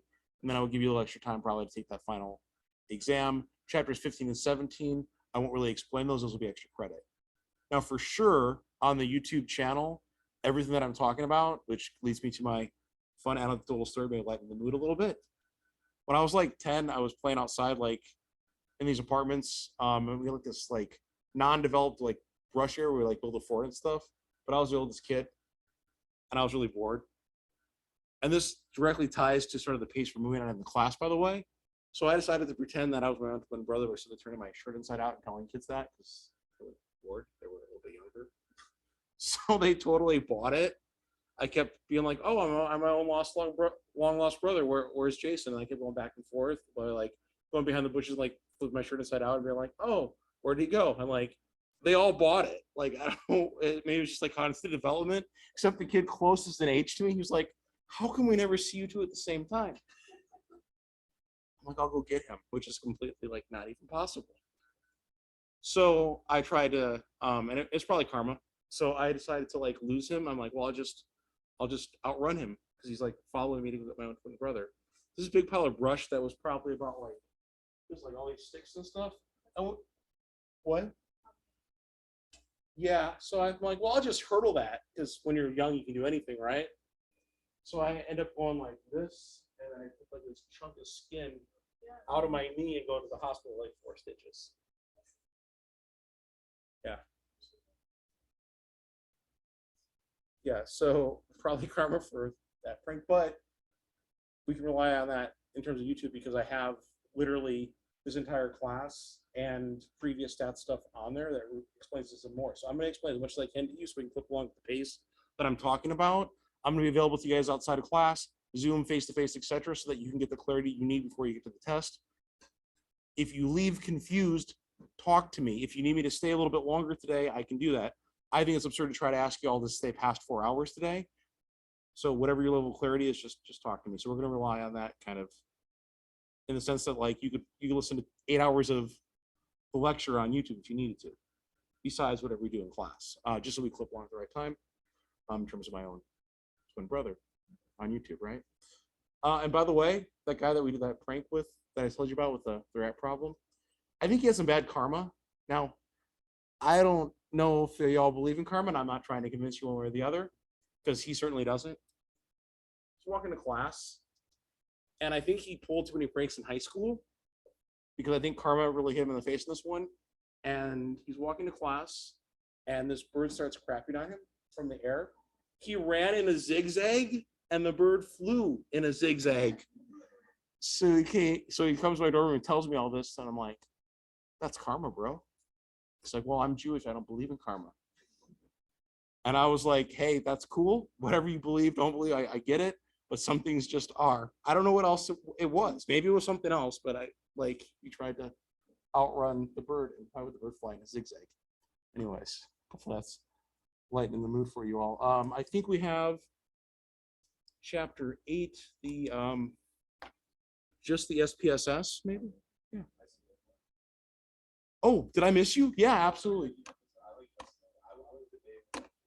Okay, yeah, more review would absolutely be good. Yeah, and we're still like less than halfway through, so I think we still have time to get through chapter 9. Okay, let me just get that going on both of them. Okay, just a second. Okay. No pressure, but since you're planning to be a research professor and you just did it maybe in class, let's hopefully you're knocking it out of the park here. Like done, but I just didn't feel like it was. where it should be, but you feel like that Kind of now? like, I feel like when, especially looking at other people's, I'm like, there's a lot of stuff I could have added, and when they were going over it, I'm like, that makes more sense. So you added it or Well, took notes or I something? didn't, I got rid of some stuff. I thought it was, Oh. I thought if I said it, it would actually probably confuse people more. Oh, okay. Because yeah, it's just like seeing others, I was like, wow, okay, they explained that really well, and I either don't have that, or what I do have is just not the same level. Why is that not?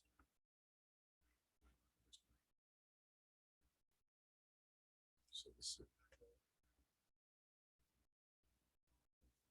share, share, share. Slideshow. If you can try to Do Yeah. both, that would be helpful just for like recording purposes. All right, all yours. Let's. You make the floor, everybody? Alright. Exam 2 review. And it's just clicking on the, okay, cool. Click, and there's a Bluetooth mouse right there. For this So one as that well. you can totally use too. Okay, cool. Probability rules. So rule 1, even though I kind of put 3 things here. Probability only varies between 0 and 1. It can never be a negative number, and the closer you get to 1, the higher chances that's going to happen. Mutually exclusive and independent outcomes. So for mutually exclusive outcomes, 2 outcomes can happen at the same time, such as like if you have a coin, you can't land on heads and tails at the same time. Independent outcomes, the probability of one outcome doesn't affect the probability of the other. And there's a formula for that. Complementary and conditional outcomes. So the sum of all probabilities is equal to 1. So if you land on heads and tails, there's only 2 possibilities. So if you would exhaust all the possibilities you have with outcomes. And conditional outcomes, the probability is dependent on the outcomes of the previous results. So if you have a deck of cards and you want to pull, if you pull a red suited card, then you start with a chance of 26 out of 52, but then if you pull a red suited one, you go to 25 out of 51. Normal standard deviation and z-score. A normal distribution with a mean of 0 and a standard deviation of 1, and it's distributed in z-score units on the x-axis.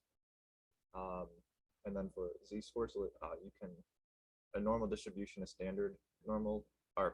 normal distribution to standard normal distribution. And then you have the formulas if you were doing that for population scores or sample scores. And then here we have on the right hand side the population score formula again. But then we also have this chart, which I like because it just kind of shows the columns and what they mean. So column B, the area between mean and z score, and then column C, the area beyond the z and the tail. Inferential stats and sample condition / errors. So using a sample in order to make inferences about a population, when you're doing that, make sure your sample is as representative of the population as you can. Use random selection, and when you're using random selection, obviously make sure everyone has an equal chance of being selected, and don't form patterns like you said, like don't do every other person to put in your sample. Minimum variance and unbiased estimator. So I'm a little bit not as clear on this. So when I look it up, like minimum variance, unbiased estimator as like one thing, so that's the best unbiased estimator to get. You're estimating what. So like we're trying to estimate. Okay. Keep going. So far. Yeah, if you could jump in a little more, because to that part, I'm just a little. So the minimum variance is going to be how. So remember, scores vary from. So they're all the same as a straight line. Mhm. Minimum variance is the least amount of variance they're going to vary from each other. And the unbiased estimator allows us to basically guess at how that what so we're like guessing at that relationship. But because it's the minimum variance, that's why it's unbiased. It's not even clear in my head. Yeah, Not sure if it's kind. I helping mean, or not. more clear than I was before. Okay. And then you have the formulas for those. And then this was just a little like picture that I kind of liked. It was showing the difference between an unbiased estimate and a minimum variance on a dartboard. Standard error. Standard error is a standard deviation of the means. That's correct, right? I heard that in a YouTube video and that helped. Tells you how much your sample would vary if you test it more than once and how reliable your sample is. And there's the formula for that on the bottom. Null hypothesis and an alternative hypothesis. So a null hypothesis is H0 and an alternative hypothesis is H1 or HA. So the null hypothesis predicts that there'd be no relationship between the variables that you're testing for, and an alternative hypothesis. So you would reject the null hypothesis, and the alternative hypothesis would predict that there is some kind of relationship between your variables and whatever you're testing. Different types of errors, 1, 2, and 3. So type 1 error, rejecting the null hypothesis when it's true. A type 2 error would be failing to reject the null hypothesis when it's false, and a type 3 is accurately rejecting the null hypothesis, but for the wrong reason. So that'd be like, people say like the tail, like the error would be on the other tail. These errors are kind of like when you look back and go, wait a second, this doesn't really quite make sense. Oh, I committed one of these errors. I grabbed the wrong thing. That's where these errors come from. So it's like when you're like, I assume something, but then you like try to test it again, it's not making sense. That's where you're like, oh, it's one of these errors. And for type 3, though, would that be just like it was on the Yeah, wrong tail? You had the Doesn't wrong make sense. reason behind rejecting it. So like your rationale, or like what's this place where we have descriptive, which is like just tables. Here, for instance, we draw a meaning, so you have a reason. Reason to reject. Okay. Direction and non-directional. So for directional tests, you only have one tail, and you mainly use this when you're pretty sure if your results are going to be greater or less than the null, not both. A non-directional test has two tails, and that's when you're not as sure as the direction that it might go. Yeah, like the example, like just a second later, the instruction, that's only going to improve. That's one tail. If we're like, this may or may not work, We'd use a two-tail non-direction. Cohen's D measures the difference in means between two groups, then tells us the difference in standard deviation units. And it can only be used for comparing two groups, right? You can't yeah, use it beyond that. typically you want like the same scales too. You want similar groups, otherwise it doesn't work, and that's when you start using confidence intervals, which comes in chapter 11. So we're going to look at. But confidence intervals allow for different scales. If you want similar scales, similar groups. Otherwise, your conclusions aren't really aligned. And then here's just a little picture. Yeah, you don't want to take this like super literally. There can be some, but like as a ballpark estimate, it's a good little picture to have with you. And that's the end. The amount of the effect, like of the thing happening on Cohen's D, that's what we're looking at. Nice job.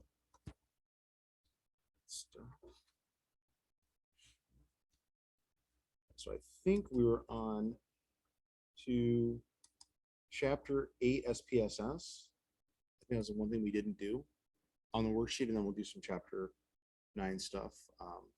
What I was thinking, if it makes sense, everybody, is the SPS should go pretty quick. We'll take a brief break and then we'll come back up into chapter 9. I know we've been at it for about 2 hours. Anybody's like dying for a break right now, say something. Or in like probably 5 or 10, like around 11-ish, because I don't think it's anything more than 20 minutes to explain SPS. SG is probably going to be a lot quicker because it's like just following the steps. That should be right here. And where was that? Is this the bottom? No, that was the other worksheet. That was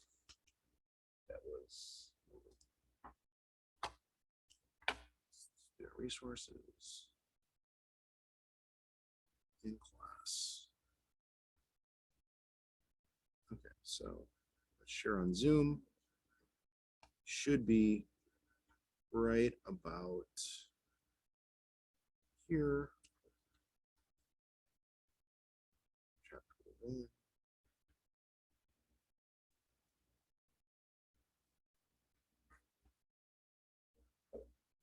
Share.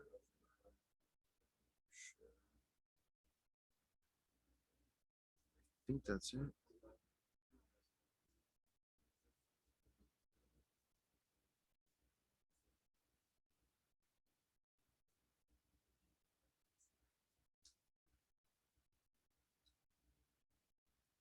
Same thing.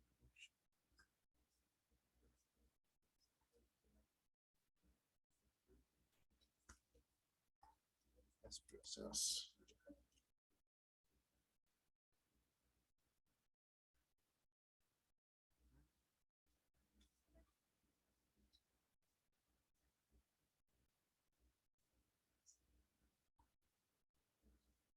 So does everyone have SPSS open, or can you open SPSS if you haven't already?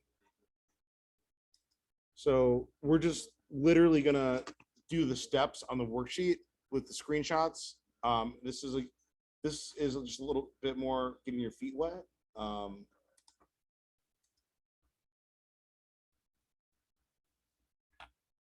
SPSS.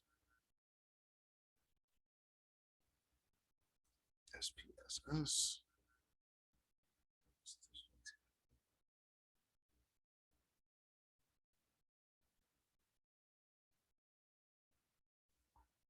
Do that. So if you remember, we had like the Baltimore City employees. So we're gonna grab that file, import it, and then we're gonna do the couple steps with the crosstabs, create the output file, save, and that's it. So if you're wondering what that is, that would be under student resources, in-class activities, and then I believe it's chapter 7 is where I put that. So it should be, I think, right about here. Yeah, homework assignment 62922, and then download desktop Baltimore City employees. And then we're gonna open that file in SPSS. What's up?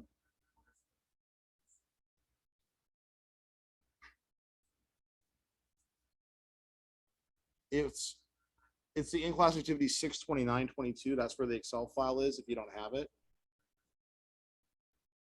And then just make sure you have that somewhere where you've saved it, where you can find that on there. And for everybody on Zoom, student resources, in-class activities, 6922. Just make sure if you don't already have the Baltimore City's employees Excel file, grab that right here and download that. And then go back to our SPSS. So we're gonna go file and we're gonna import data. We're gonna say Excel, and then I'll do this on the other screen for everybody that's here live. We're gonna grab desktop and click open for all of you here. We're gonna, so everybody can see that. So we're gonna go file, import data, Excel, and wherever we have your desktop Baltimore City employees open, and just click OK through everything. We're just gonna open the Excel file in SPSS.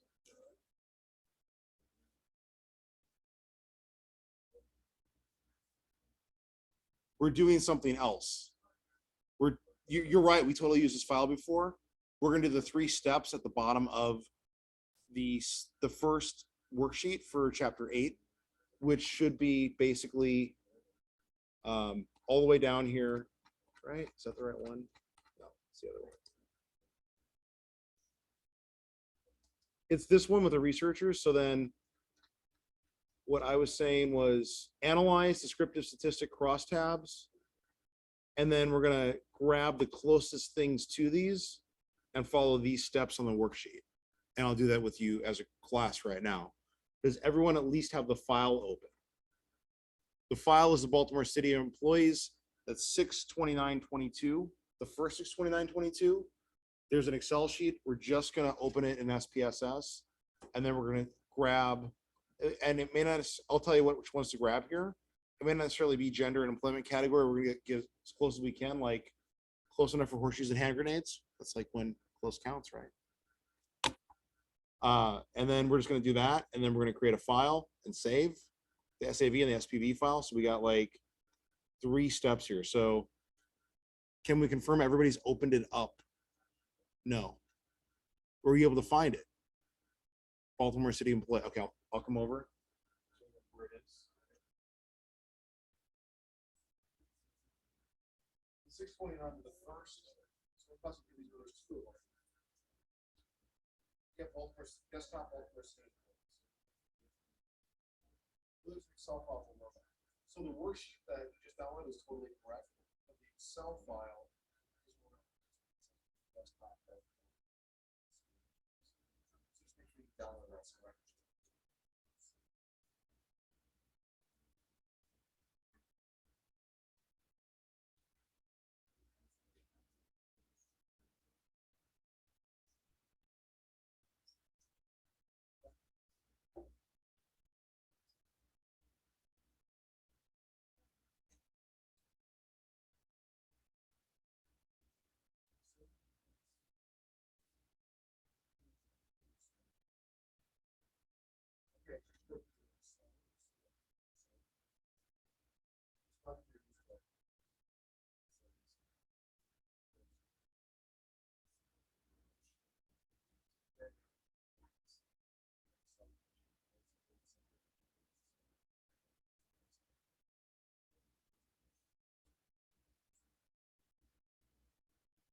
Go to SPSS, where you're like, the Excel file, and then we're gonna do like.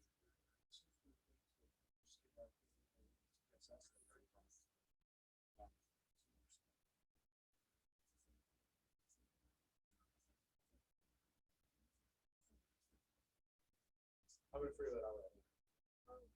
I'm gonna pick some of that as close to those two things as possible. I'll probably play it now. Maybe I'll name it drop. I'm trying to hear it as close as possible.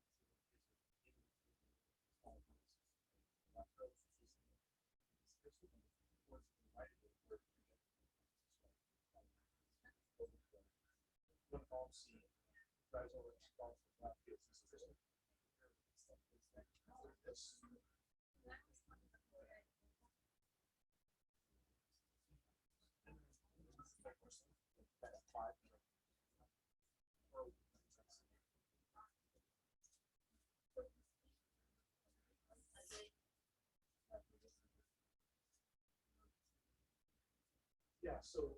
you know, But in this case, we're saying it's the possibility that that tells us. Yeah, for a while. So that's what it is. First user set.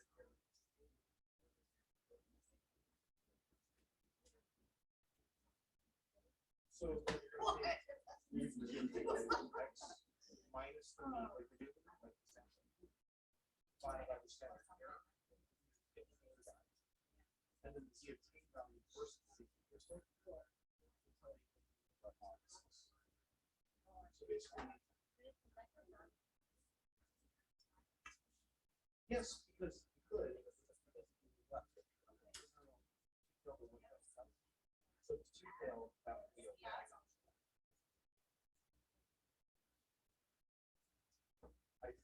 So, yeah, so you could make.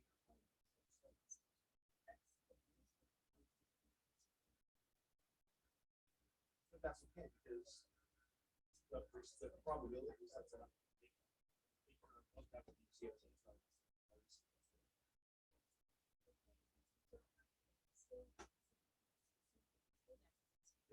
Yeah, so that means we're gonna, yeah. It's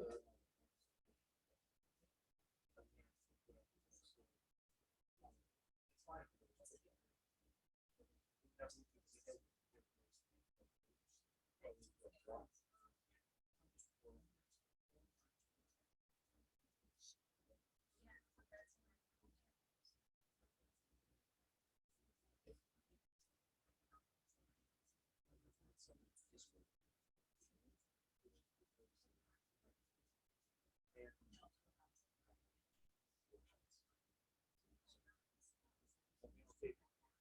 They almost all.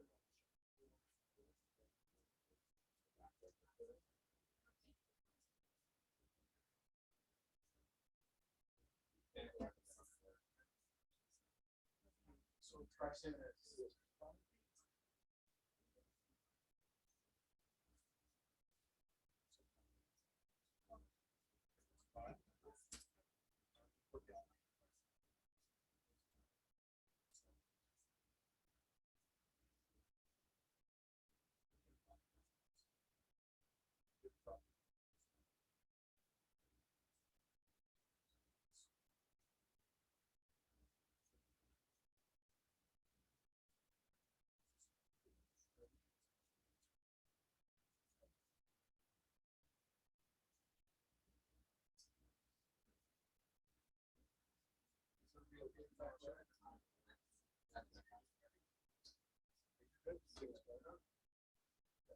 Welcome back. If it doesn't work, straight. You guys are able to get it.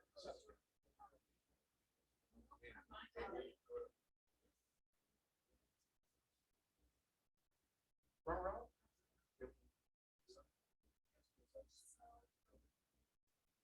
Okay. So what was your suggestion? You said what, name?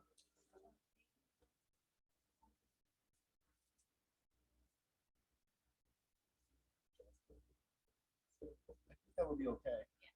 What we're doing. Okay. So all we're gonna do is we're gonna use name and job title. I think that makes sense. If it doesn't, I'll see it as we're doing it and I'll tell you, but I think that'll make sense. So we've opened it up and now we're going to do analyze, descriptive statistics, crosstabs. Probably should be talking to me or sharing, or telling me that you're still opening up Excel in the back before I give another step. Are you guys good in the back row? Okay. Okay, cool. So all right, so now we're going to analyze crosstabs and then we're going to move over name and job title. So let's do that. So analyze, descriptive statistics, crosstabs, like that, name and job title, like that. Yeah, so we should look, so this should be, we're gonna go name, and so these are scale, so I don't know if that'll work, let me see. Let's do,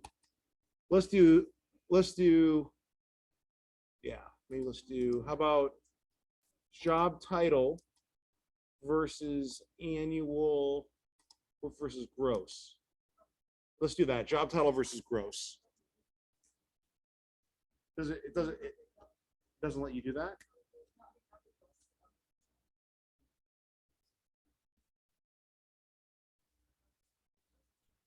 I did job title. Are you able to do job title and gross, everybody?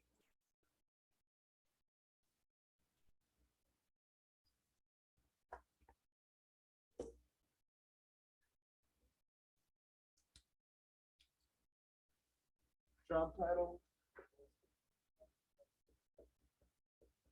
And then gross.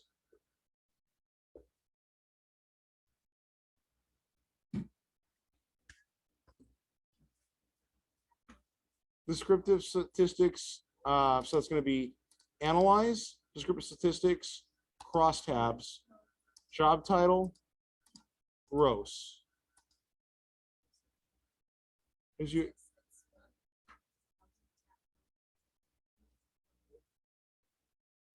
That's okay. We're not going to break it. That should be fine. I can see if I can get around the warning though.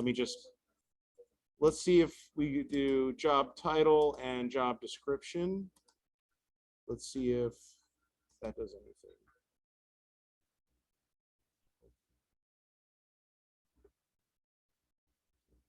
Statistics in the cells buttons.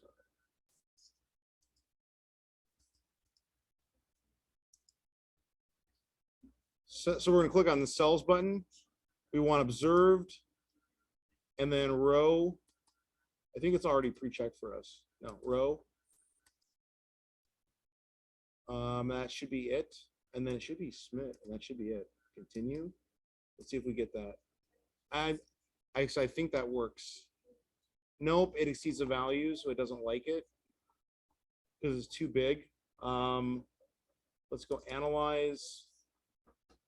Descriptive statistic, crosstabs. There's so much information. Let's say job title.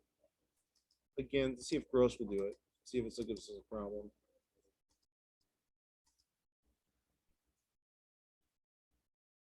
Oh, it's because the data is too big.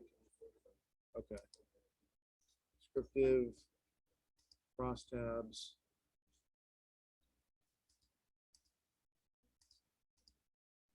I think it's because I think it's because, what if we go like this?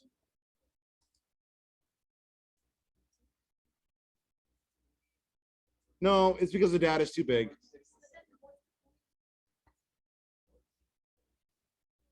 You'd have to truncate the data. So what you can do is if you take and you make it into Excel file, a CSV file, you can usually truncate the data. So if I took this file right here and I resaved it,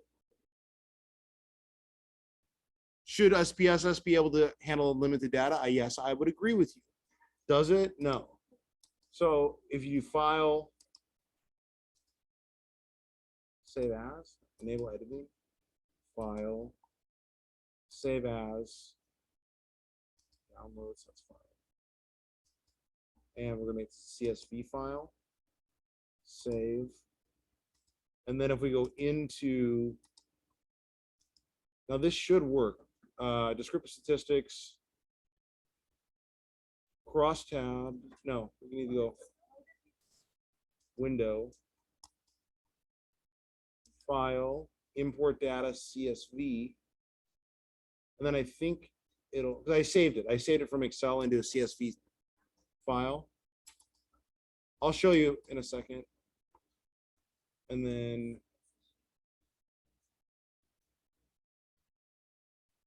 yeah, and then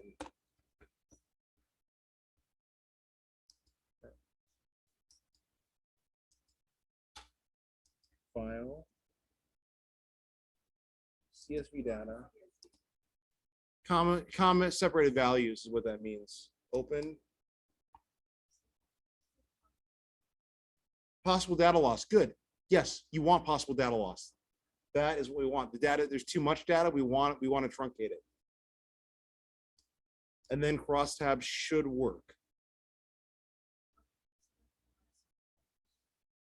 Yeah, so you're going to save the Excel file, save as CSV in your dropdown, comma to separated values.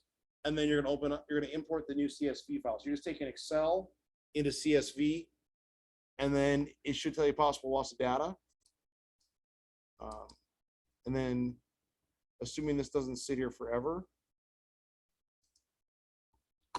we should be good to go.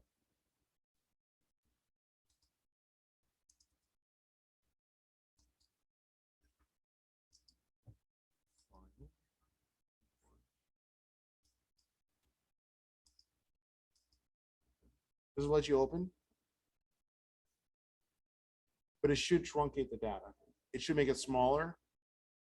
And then you should be able to do the crosstabs. If it does something wonky again, I'll just waive this part of the assignment, but it should work if we truncate the data.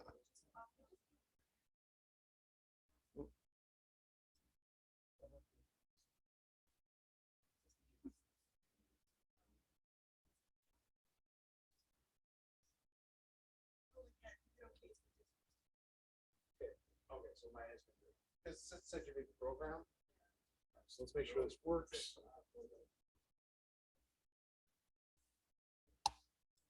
So okay, get data.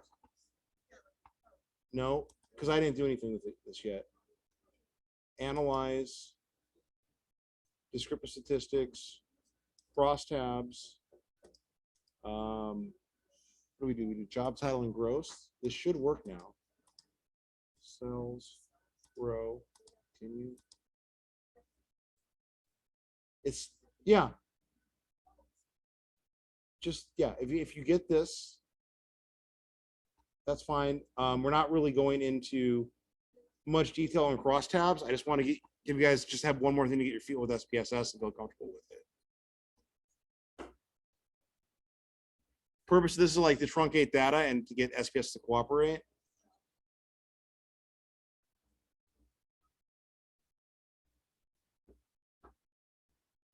Like if you can get this and save it, that's fine. This is literally just like for it to give you a problem and no workaround, which is truncating the data to a CSV file and then running it again. Yeah.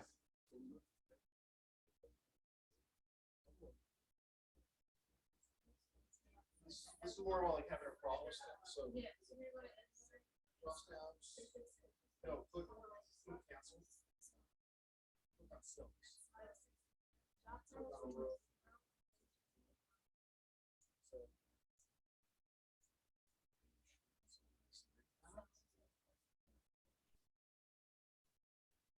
Browse to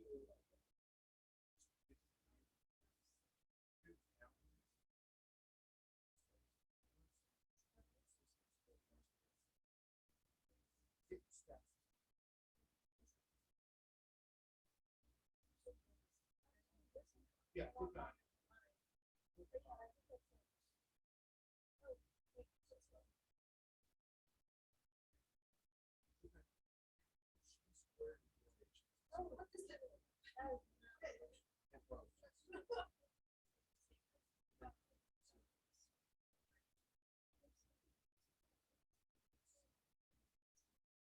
Yeah, then it's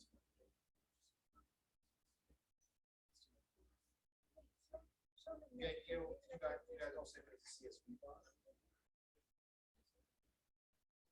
And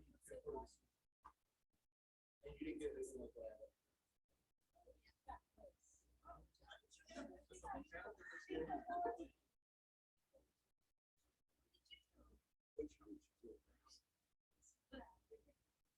It came in then.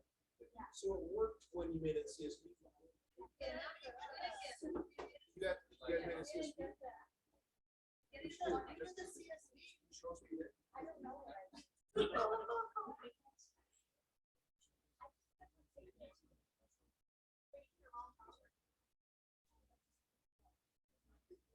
It was gross. And job title is little. Yeah.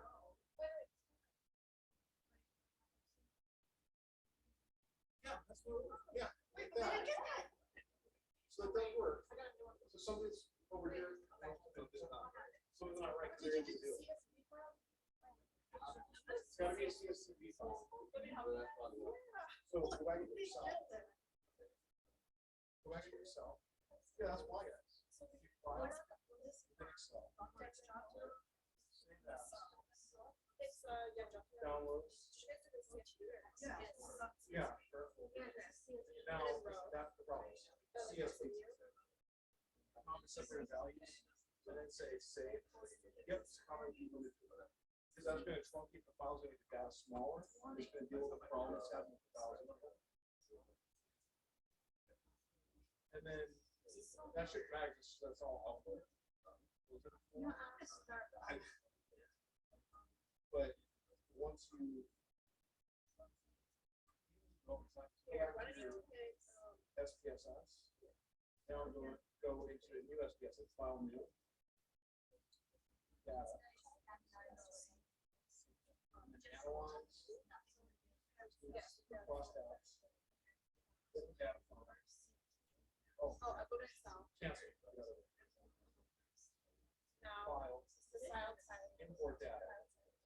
CSV data. CSV. That's perfect. But it's just a different second to get on there.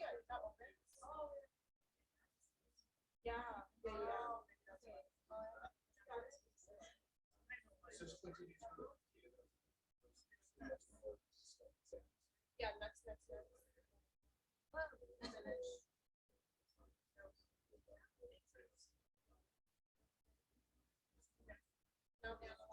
Yeah, there you go. Yeah, perfectly with A, for example. That's perfectly with A.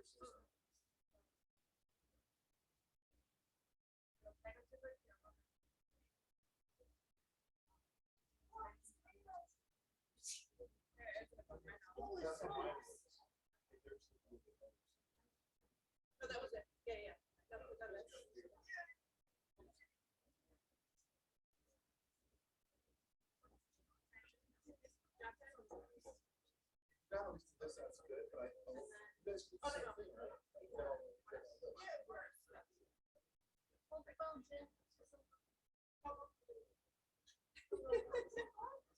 So, for my out. And then I crosstabs.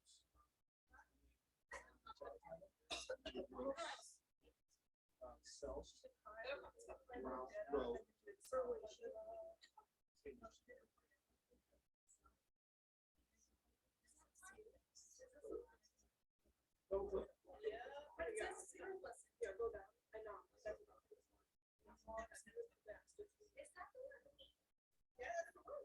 I really wanted to see it. So it's about the page. So go to analyze. Crosstabs.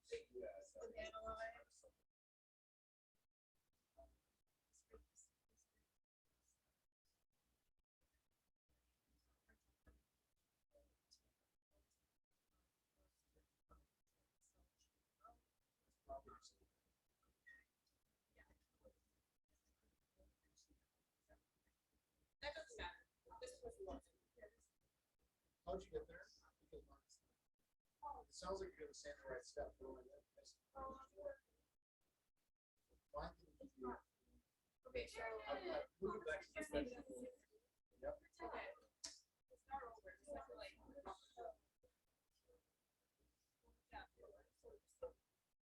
Yeah.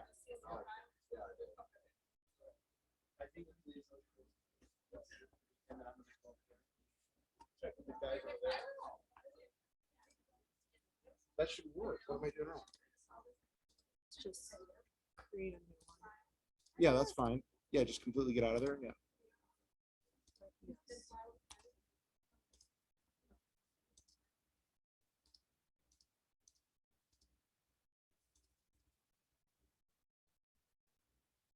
Took a while to get to it, but.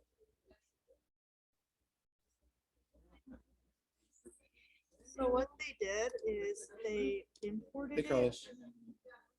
as an Excel, Not as a CSV file. as a CSV file, Oh, and then it's clicked on that one. That's this, why. and It then has to do with the path. Mhm. So you want to do import Excel and then select CSV from Excel rather than CSV. And then because of how it reads it and truncating the data, then it actually works. That's it. And then we're gonna save the file. So what the problem is, gentlemen, is take the Excel file, save it as a CSV file, then when you import it, you want to import Excel and then select CSV. Rather than import CSV, import Excel and find CSV. And then we can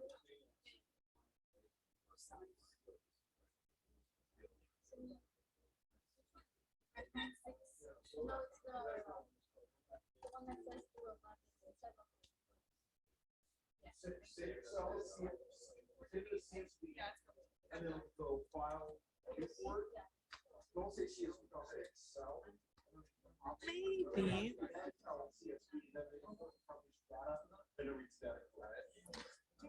Do you want it to do for Carlos too? For Carlos Yes, too? yes, that's exactly what I'm trying to do. It was the steps. Okay. I was thinking CSV because it's been also I've done SPSS, but it's Excel then CSV. That's Yeah. all it is. Did that work? Did they explain? They did. So it's Excel. It's Excel, and then you're supposed to open it as The CSV through Excel, then it reads it correctly, truncates your data, then you get that list, and then we're just saving that. That's the end of that assignment, then take a short break and then we'll do that. That's it. And this is more of like, because you're learning SPSS in the class, if you get a curveball, what would you do to deal with that, to fix it, if you're actually gonna work like that? That's the point. We're not gonna get into like all the meanings of crosstab. This is more like create an error and have you guys solve it. I just didn't remember that. The CSV was in the CSV.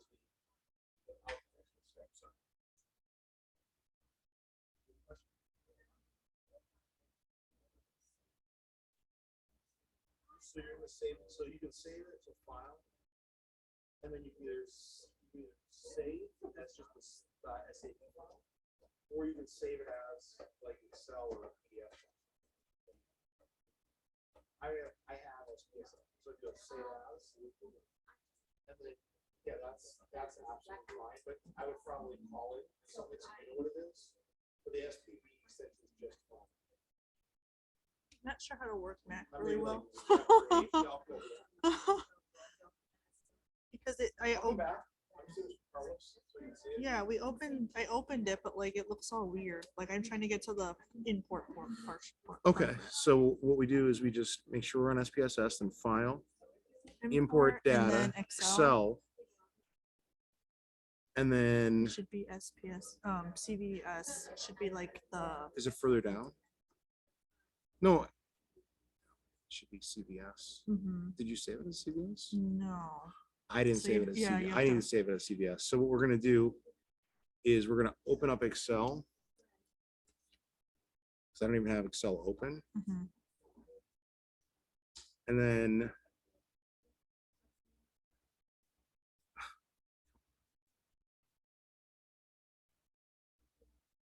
just go like this, desktop, more.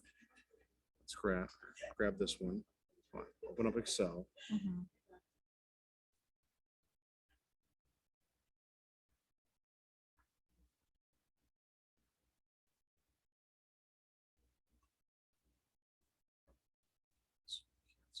Like this. All right, file, save as CSV right here, Mhm. save. And then we go back into SPSS. Mhm. Because it's fine if we have data losses. I'm actually hope we actually want data loss. Import data, And we did it as Excel, not CSV, Mhm. and then you get the pop-up, Yes. and then we grab the CSV file that truncates the data automatically, truncating the data, making it smaller. So you just kind of let this go through its thing, Carlos, and then just continue through all of it. Dr. Mack, is this This. the first assignment that we were doing yesterday? Is this the first Done. one? And then we're gonna have to give it a second for it to actually show the data. Because it's such, yeah. Hey, do you hear me? And then, once that's, then we can click on analyze, descriptive Mhm. statistics, crosstabs. And then we're gonna take job title and gross. Do you see how it coded the variables? That's why it was giving us a problem. And then cell. Cells, and then row, And that should be good. continue, and then okay. And then it loads at the bottom. And then at the bottom, we'll end up with a list. You just got to give it a little bit for it to see it. And then we're just going to save the file and upload it. And then that's it. And then we're going to go out of chapter. Yeah, that SAV for your data, that SPV for your file. If you want to export or be fancy to a different type of file that I can just download, that's fine. I don't care if it's SPSS or if it's, as long as I can see you did the work, that's fine. Yeah.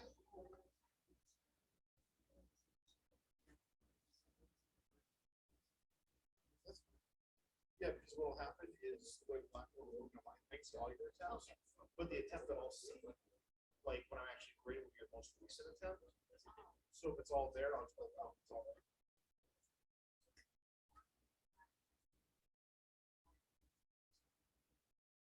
Oh, I'll go so home. Yeah, yeah. Seriously, freaking out to the third class, you have little three. Because on your own. But I was thinking I was gonna give you all like at least like I was gonna give you like time to do it, like not all do together. Makes sense? You guys ready for a break? 'Cause that's all we're doing. We're just saving the file. Yeah. I showed Carlos. Carlos is nuts. He's texting us, which is awesome because it makes a noise and I was trying to computer. Carlos is on the Zoom. We should be able to hear him when he shows the podium. But I was thinking, like, if I plug it into the speakers, you'll hear it on the ceiling. That's always fun. But I don't know if I have the adapter to do it. And I haven't had it. Like, picking up the glass, right? But she plugged into her phone, so like, if you say that you're watching everything, and ask her the question, like, out of the ceiling, she responded. So it's kind of fun. It's like, and then she showed up like around like I think like 8:28. So like kind of like a ghost in the ceiling, and actually like a physical person. So if you were able to get to that point, everybody, and you want a few minutes, like maybe think 5, and then we'll jump into chapter 9. The stuff, the remaining homework, which I can make do at like the end of the week. Let's just sit through our policies. We're gonna have to we'll do website, post test, pre-test chapter 9 shortly, chapter 9 post test, not yet, and then the chapter 9 website. And ideally we'll get through a big chunk or all of chapter 9 today before that is out. And then depending on time, might do chapter 10 on Monday or whatever we review on chapter 9. We put long about chapter a day at this point because the class is compressed. We have less time than we were. So it's what, 11:20? So like 11:25. Guess we need a little bit more time than that. What are you doing? Okay, 25, you want 10? Yeah. We didn't take one earlier. Let's do 10 minutes and then we'll jump into chapter 9. Yes, absolutely. Yeah.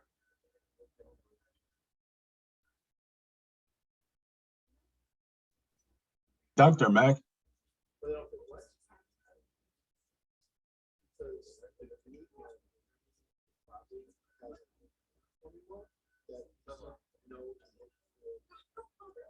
Because the program was probably based, it's actually just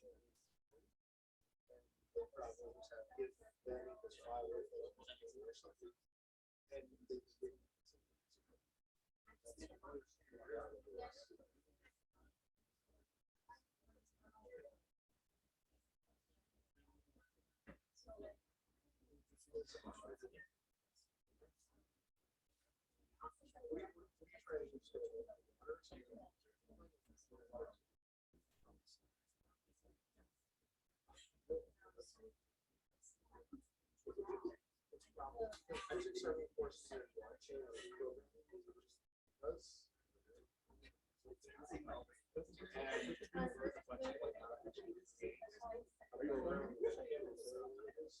It really is like this time we're looking, so it's kind of like the internet. It's looking at something. And that's like logic courses, so like, if I see this, do this, if I see this, this is false, don't do this. So it's probably happening. Super readable. It's looking for something else to read, and it doesn't know how to read that. So the error message is getting is false, and then it's like, then if I get a false message, which happens, it's a conflict, but it's not. But it doesn't know what intent is.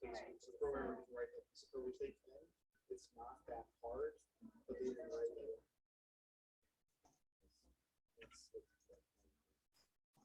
So for say, file, say that, and then SPS, because I run SPS, I'm very like, so I would be careful just calling everything SPSS homework. I'd probably say Hello, Dr. Mac.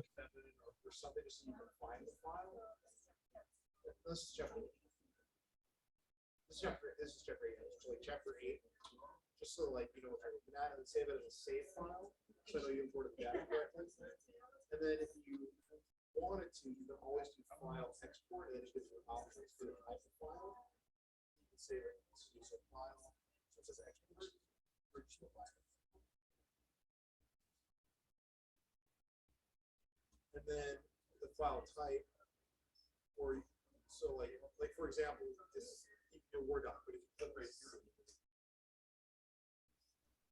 Yo, Dr. Mac. PDF, you want to, or PDF, or PowerPoint, that's a PowerPoint.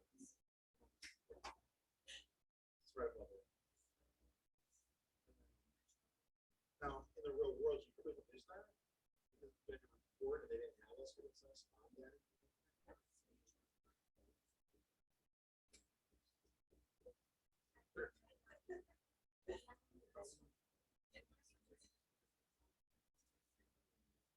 I wanted it to ask you columns and drop it, and then I want the file of the same, so I just open it, like, okay, they record.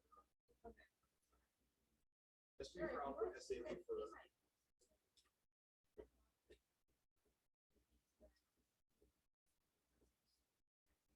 SAV, and then you're saving an SPSS. The exporting I was just showing you is optional.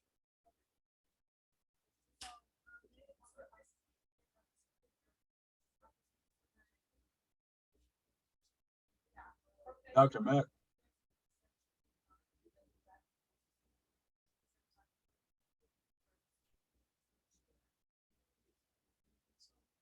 It's in Blackboard, because that's what I feel like it is, like, one of us goes in, both of us go in, only one comes out, it's always me. Every time, because if it won't cooperate, I know that people will be like, what's going on, or Zooming, like, I'll start texting my people, text my people, like, this is messed up. Yeah, Wednesday, Thursday, Friday, literally what that means, and then it'll fix it. SAB. It's the extension. So right now, you're probably still in your output, it's telling you it wants to save a dot. SPV, you want to be careful, please, you don't want to do .SAB.SPV, because that makes it kind of hard to read, because that's basically saying there's two extensions. If you do it save before that period, it's not going to mess it up. And that whole thing is just what the engineers did. They just decided to have that extension. That's why PXE is executed. So what'll happen is my team will have this most recent tech. So if you do this one correct and then you want it to worksheet later, I'll be able to say tech 1 and tech 2. Yes. It'll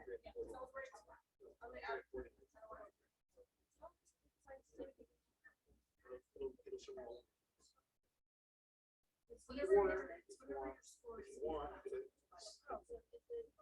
Literally, I'll put what you have right now. And then we get home with the worksheet. Download it and just I'll be able to see no matter what. Because it'll literally say when I'm creating attempt 2, attempt 3, whatever, the most recent one, I'm like, oh, they want to attempt, so I see the first thing I did in the screen was that when you're other attempts, it's there. If I don't see it anywhere, I might be like, here's some points, please resubmit. They try to be pretty flexible on resubmissions if you get it right.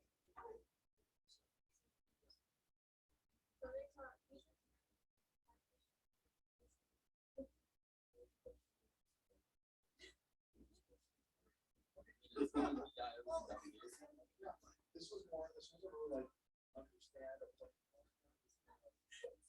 If you're doing something in the future. So you ever done that? You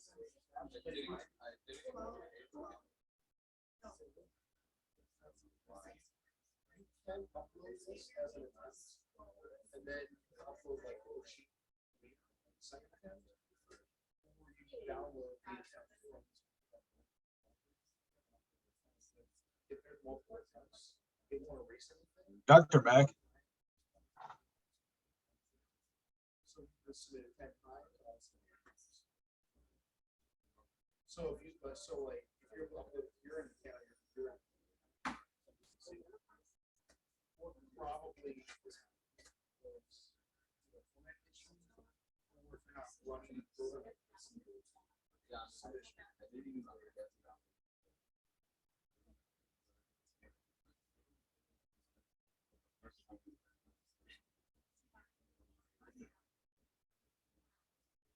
hey, Dr. Mac.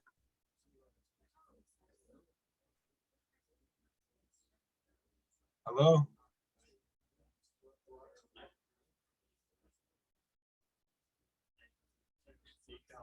This is for your reference. You guys switch to that reference. I can say all these.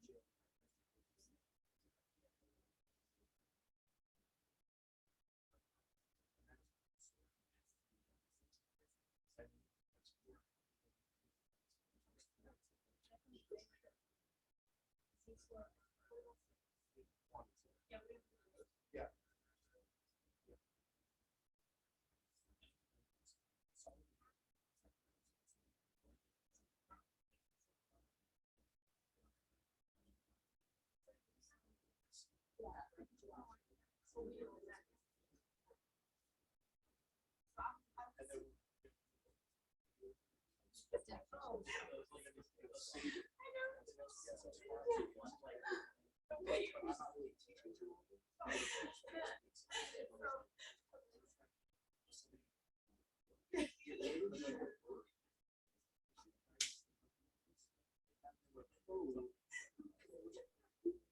Dr. Mac. Dr. Mac.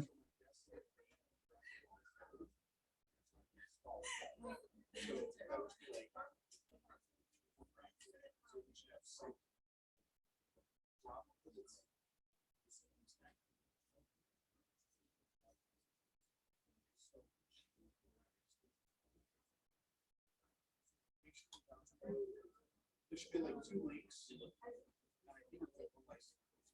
You probably look at it like for Windows. It's probably that simple. And I would. Yes, yes. I'll just try to figure it out.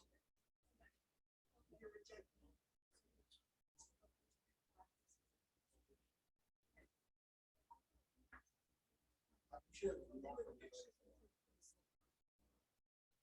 Like earlier, where I give you a link.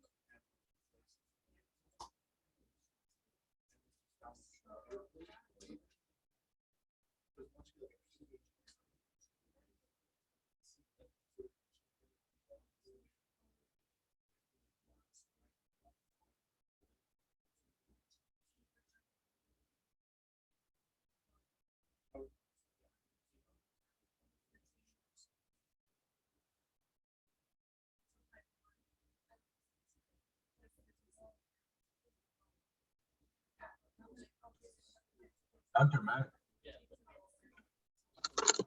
Dr. Mac. Hello, Dr. Mac. Probably just start from email, just download the .exe file. There's sort of like licensing code. She will do that probably easily. If it doesn't work, that standard maybe I can still work.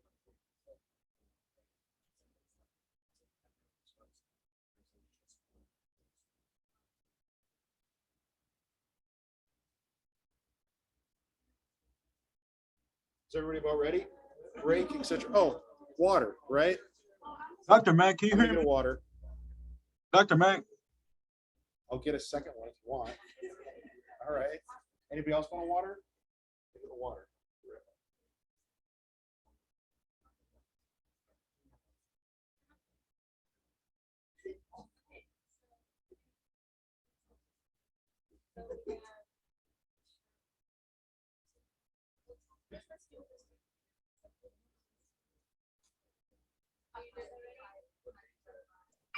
Hello?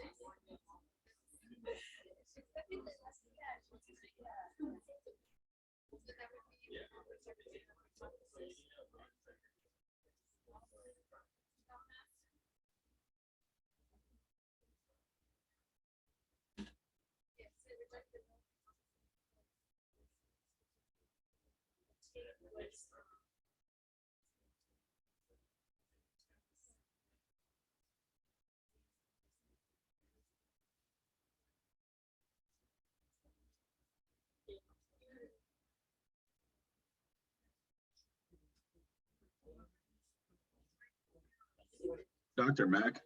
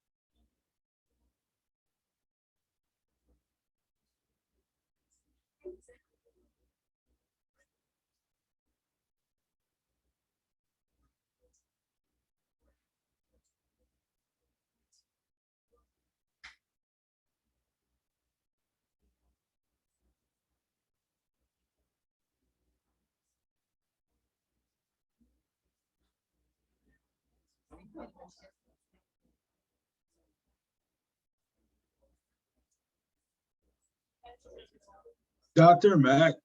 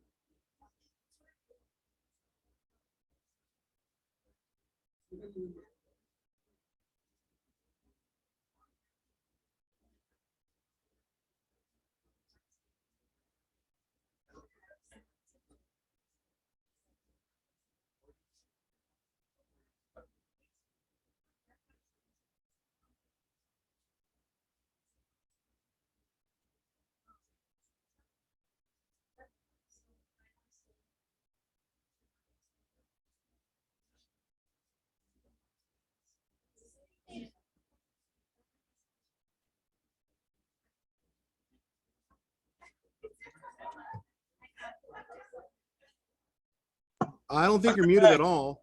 Can you hear me? Can you hear me I right now? can't mute you, Carlos. I'm talking I right can turn up now. the volume, Yo, can you hear me? Can you hear me? but you should not be muted like at all. Hello, hello, Um, hello. Can you hear me? So like the speaker, oh, I know why. Hello, Built-in output. Try something now. hello, hello. Can hear you. I can totally hear Right, you. right, man. I've been talking for like 30 minutes. Sorry, man. That's cool. All right, I just wanted to ask, like, what assignment is this? Like, which one are we Oh, on? this is. So we're grabbing this file, and the assignment that you're actually doing is right here. And it's the one with SPSS. All we're doing is the thing at the bottom, that very last step right here. That's what we were doing. It was that assignment. So I see like you're doing the whole SPSS like transferring files thing. Like, are you able to assist me the next time like we're in class? Because Yeah, I yeah. know I'm not gonna be able What to. we're doing is this, and I had us do job title and gross. I'll take a picture of that with my phone here, but I can meet with you outside of class to show you how to do that. That's fine. So are these like the two worksheets that we didn't complete on Say Monday? that again. Are Can you these the guys two? like whisper or something so I can hear Carlos before we do a lecture? I know we're on a break, but just a Are little bit quieter these- so I can hear him, and then we'll jump into something. the- Go ahead. Are these the two worksheets that we did not complete on Monday? Are these one of? Yes. Yep. Okay, so then like for those two worksheets are like can I turn them in like when the next time I see you?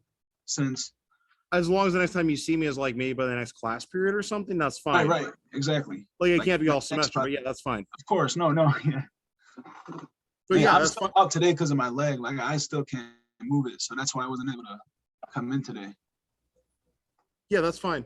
That's fine. Just I was gonna make the worksheets do like towards the end of the week, but I can meet with, and I've been recording the whole thing, but I can meet with anybody outside of class. So if like it's not making sense or you're having trouble doing it or you just want some extra help, just hit me up and we'll meet Right. I just on want to Zoom confirm or that face to I'm, face, whatever's easier for you. yeah, I just like to do Probably it. Zoom considering your knee. Yeah, I'll be there though next class, 100%. Okay, cool. All right. All right. Let's go into chapter 9.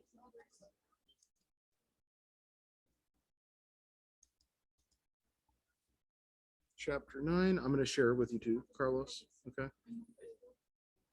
Okay. Give me just a second. I'm going to pull that up.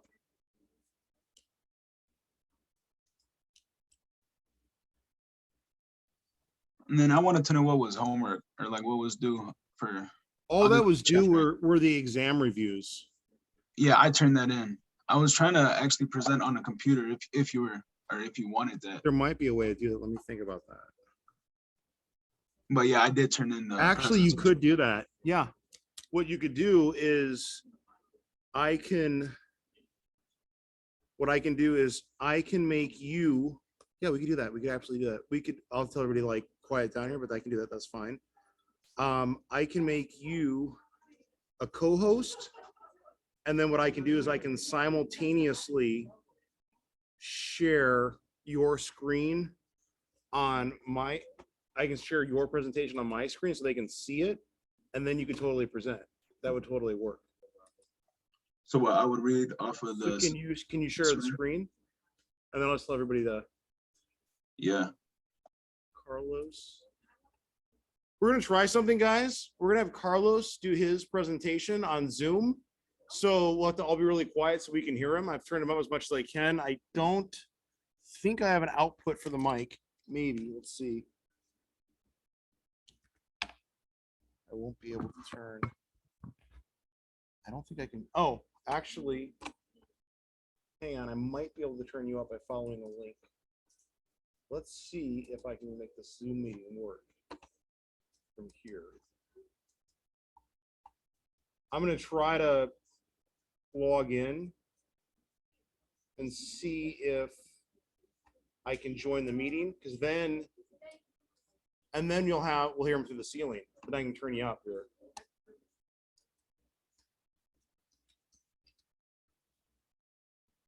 Join. Okay, hang on. I gotta let myself in on the other computer. Yeah, this is gonna be awesome. It's gonna be some really good Gonna admit myself. Perfect. Join. Got it. Okay, now whatever you share, we should be able to see, we should be able to hear you on the computer. Try saying something, Carlos. Okay, hold on. Yeah, giddy up. That is your colleague presenting through the ceiling. There we go. Yeah, we can hear you nice and loud and clear. So Okay. you should have a screen share availability. And then, Right. Can you see it? oh yeah, that's pretty good. Can you make it full screen? Right. There we go. Technology is awesome. Can you guys hear him okay? Too loud, too? All right, Carlos, here's here in spirit. Go ahead and tell us your exam 2 review. Okay, exam 2 review. So for chapter 5, mean, variance, and standard deviation. For chapter 5, understanding how to compute the mean, variance, and standard deviation for binomial distribution problems was essential. Given the fact that we've already gone over the formulas for the given equations, this was mostly review. In other words, I practiced and pinpointed on the formulas for these 3 main equations to find the most success throughout this chapter. My study method was computing and repeating multiple problems from assignments that we did in class, along with others similar to them. And these are the equations that I used to help me for these 3. SPSS probability tables. An assignment from this chapter required us to construct a probability and conditional probability table on SPSS. Like in previous chapters, mimicking and re-listening to certain steps throughout SPSS assignments is how I can most efficiently comprehend the material. Aside from practicing all the mathematical equations required to complete these tables, I revisited Excel sheets, SPSS downloads, and Zoom recordings so that I can go over and observe the material we practiced in class. Chapter 5, Bayes' theorem. For Bayes' theorem is first introduced in this chapter, and in my opinion was the hardest topic throughout chapter 5 to understand. I didn't do anything in specific to study this topic. Rather, I tried paying as much attention to the lectures regarding Bayes' theorem in class and followed along with the assignments. I also looked up some Google definitions and formulas that helped out a lot with comprehension. Chapter 6, raw scores to standard z-scores. Throughout chapter 6, we were constantly needing to find the z-scores for certain equations. The way I was able to completely memorize the steps needed for calculating a z-score was by using this Google definition and example, along with the helpful z-score table and appendix C z table posted in Blackboard. This is the definition that you get on Google, and I just found it to be like really cut short and easy to understand because it gives a good example right here. Chapter 6 review assignment. For the chapter 6 review assignment, we turned in a series of graphs that showed for standard normal distribution and original distribution.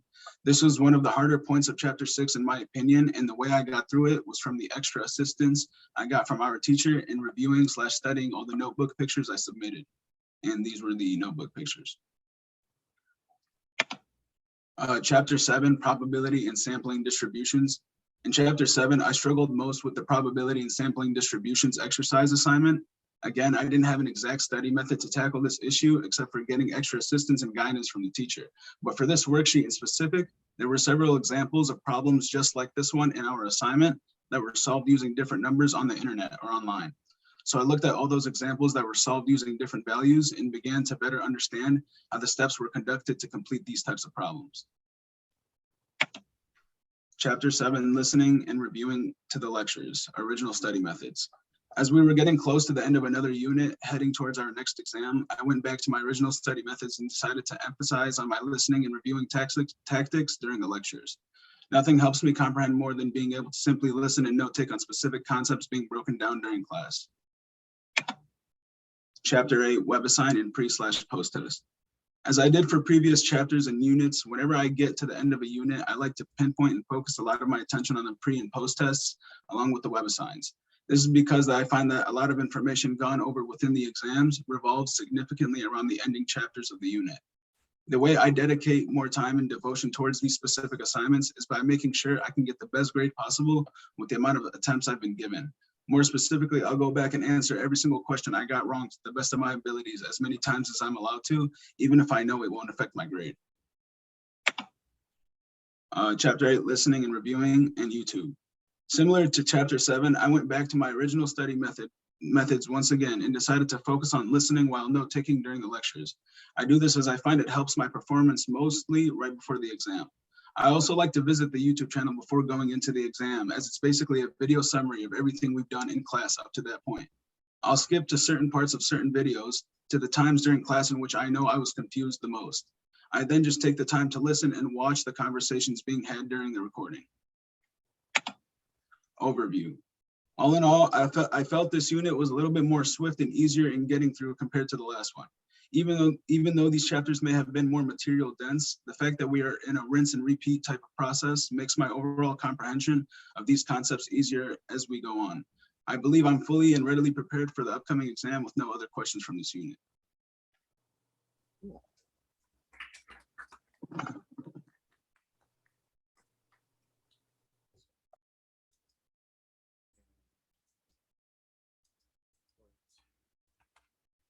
going to take you off co-host.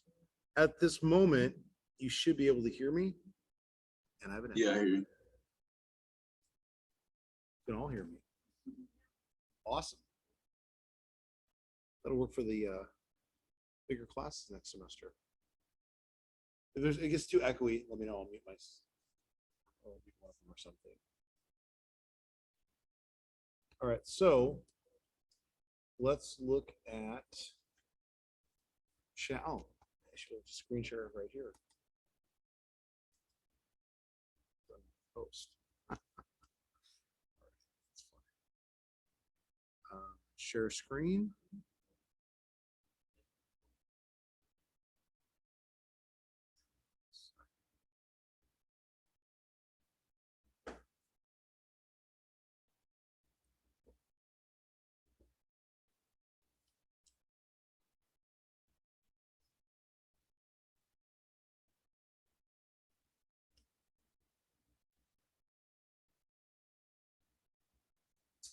Oh, and I'll just reiterate, by the way,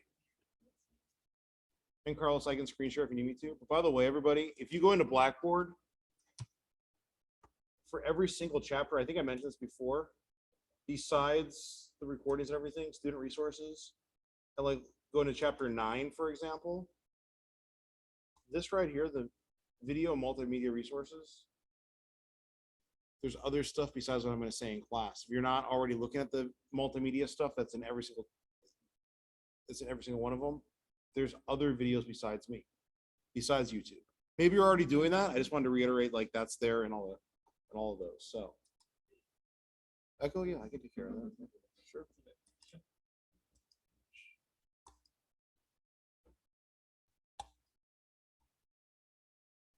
Echo? Is there an echo now? Okay, done. Easy enough. We should still be able to hear you though, Carlos.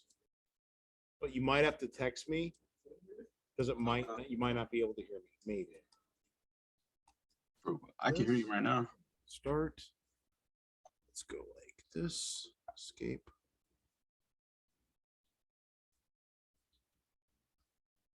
Share.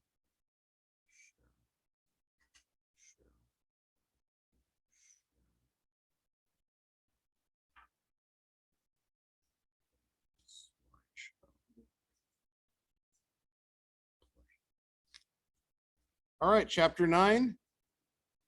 1 sample and 2 sample independent t-tests. T-test, kind of like a z-test. Very, very similar to Carlos's point. A lot of rinse and repeat.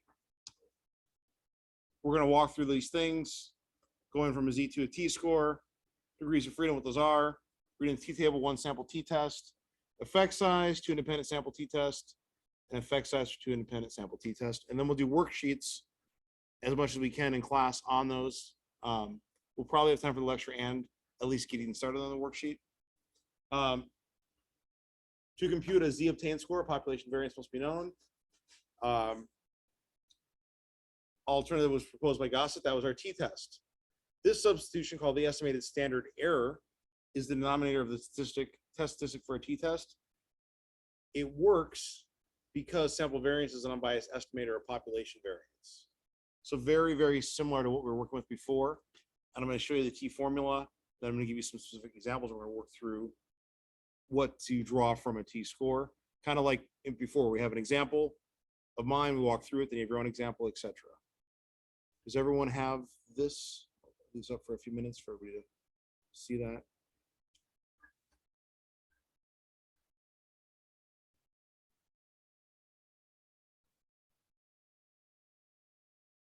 And to Carlos's point, where you're just to reiterate, on YouTube, there's definitely chapters 9 through 12 already on there, pre-recorded with me explaining stuff.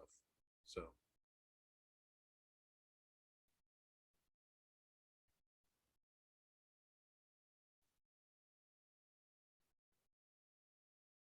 that so far. Certainly wait before we go on to anything else. So we look at for the estimated standard error. The standard error it's going to be the same, very similar. We were looking at before. Estimated standard error, an estimate of the standard deviation of the sampling distribution of sample means selected from a population with an unknown variance. So we're estimating the standard error or standard distance that the sample means deviate or like vary from the value of the population mean stated in the null hypothesis. So very similar to what we're doing with Z scores. The T score is just slightly different. Here's how we get there. Same formula.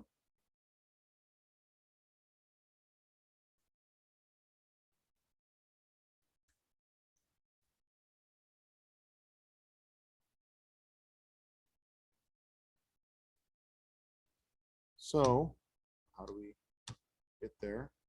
And just talk to me on the pace if you're still typing or need to go back, etc. This is also in Blackboard too. You have your T statistics. We're looking for the T obtained value this time, just like the Z obtained value. The mean, sample mean with the identity crisis, it's small, right? Minus the Greek mean over the standard error, SM, where the standard deviation is standard deviation divided by the square root of n, so like the same formula.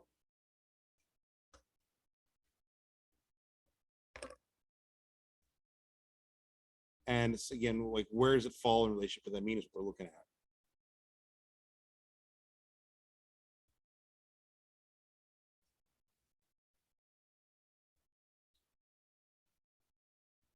So what does that look like? Using the estimated standard error in the denominator of the T statistic led to a new sample distribution of the T distribution. They're thicker, the tails of the T distribution. That shows a greater variability, like how the scores vary from not knowing the population variance.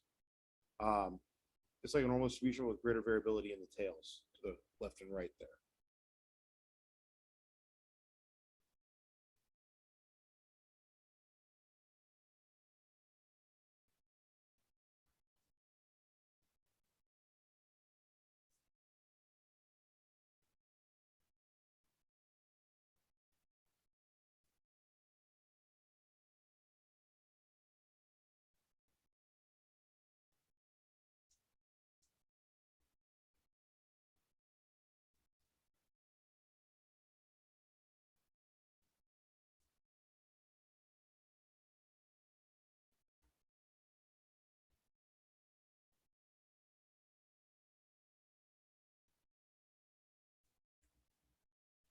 Talk to me if you need to go back.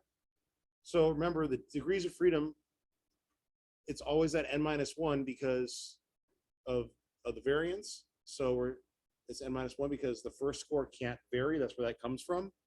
So as the sample size increases, sample variance more closely resembles population variance.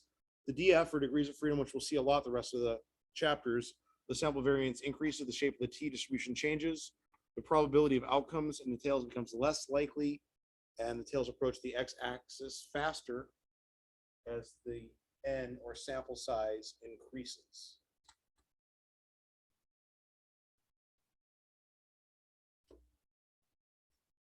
So it's very foundationally based on what we're already looking at here, what we've already looked at.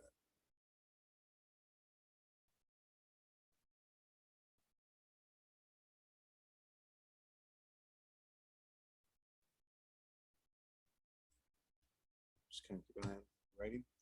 So this is your t-table. To locate the probabilities and critical values in t-distribution, the t-table is used. Well, this is important. This is a one tail right here. So if you're looking at one tail, you're going to degrees of freedom and this. Or if you're looking at a two tail, you're going to do this and the degrees of freedom. So they kind of fall on top of each other, the table. So just make sure you're looking at that correctly. We'll use t-distribution on the critical values. To do the t-test, you need to know n, sample size, your alpha level, and the location of the rejection region, which I have worksheets that are going to walk you through this coming up.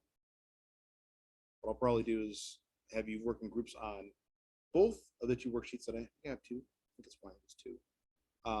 And then I'll come around maybe and answer questions rather than walking through it, just to like kind of compress our time and help things be clear to you before you leave today. But you're totally welcome to bring questions to class on chapter 9 a little bit on Monday as well. So the one sample t-test, what is that? That's our stats procedure used to test hypotheses, looking at a single group mean in a population with unknown variance. We assume normality, so that's that regular bell curve, like that it's normally shaped. Random sampling, we're not using a pattern, we're getting random samples, and independence, that the probabilities of each outcome on the study are independent of each other.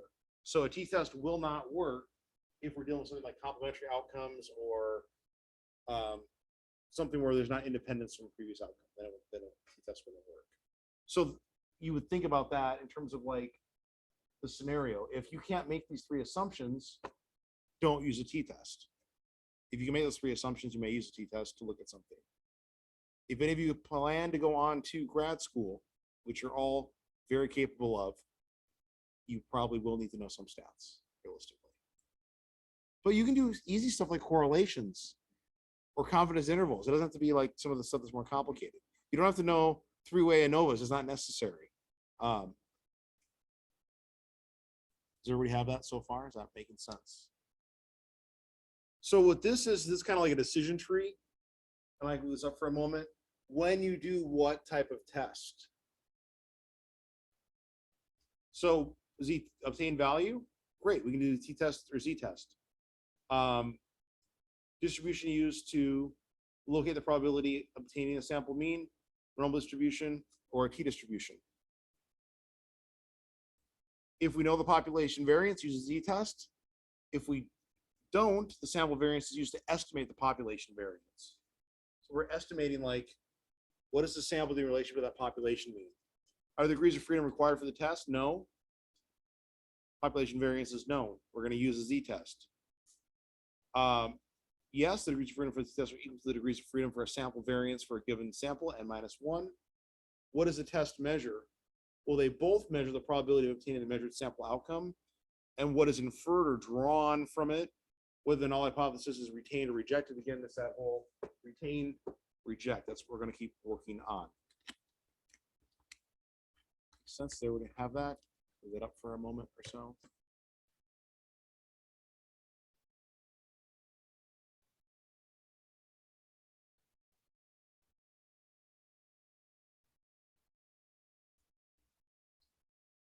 All right, so an example before we jump into the worksheets, which we're still good on time. They looked at patients with OCD. Social functioning of relatives recorded from a 36 short form health survey. Scores range from 0 worst possible health to 100. The mean score was 77.43. Suppose they wanted to see if a sample of 18 relatives recorded the mean social functioning score of 62, mean, plus or minus standard deviation 20.94. Test whether or not the sample significantly differs from that general population of 0.05 level of significance. So what we're trying to find out here is, are people with relatives that have OCD more prone to OCD themselves? At Gen Psych, with me or anybody, behaviors mimicked. That's where you learn stuff. You probably don't want to emulate your parents, but you probably do to some extent. There's probably features of your personality that you have because of just who you live with, etc. I was a latchkey kid. So I would come home before my parents would be home for a couple hours. And to this day, I'm kind of obsessed with making sure I lock the door because of doing that over and over again. So honestly, OCD is just like that one thing, like, is the door really locked? kind of getting that way with like making sure everyone has technology to class too, because the quality of instruction is important to me. So like I'm double and triple checking, did I grab the cord? Did I grab the microphone? So we state the hypotheses. Mean 77.43, that's our null. So we're saying that nothing happens with relatives that have OCD versus those that have OCD. Not equal means functioning score is not equal to 77.43. So because it came up earlier, so when do we use it? Well, we're not sure. We're just saying there's a difference. We're not sure. Is it less than, greater than? Do they have more OCD, less OCD? We don't know. We're just saying, is there a difference? So here's our rejection regions again. We're going to see where those are. So level of significance is 0.05. Since n is 18, degrees of freedom is 17. Degrees of freedom is always n minus 1. That's where that came from. If we look at the critical values that make the cutoffs under the t-value, look at the two tails combined and listed in the rows of appendix B and go across the columns for the critical values of 2.110. Can everybody find 2.110 in the table, which should be the helpful z-score table? There should be further pages, but in your appendix, just keep scrolling down. It's the t-score table. Now we don't, because we're not doing a z-score, we're not dividing, we're just looking it up. We're not going to add anything back to it. We're just looking up what it is. This is under your two-tailed test. Does 2.110 make sense to everybody?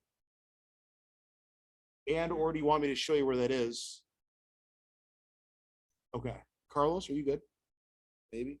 Yeah, I'm good. Well, if I don't hear you, you should like text me Okay. or text your colleagues in the back or something. I'll see if you're texting me on my phone. Okay, I have your text up on my phone. So Okay. if you say something or this doesn't make sense, Carlos, just text me and then I'll make sure to mess with the volume of the speaker or something. All right. So this makes sense to everybody, right? So far? So good? Back row? I've not totally lost you? Okay. Cool. All right, compute the test statistic. Compute the sample mean and standard deviation from the information provided in table 9.3. Mean is 62, standard deviation is 20.94.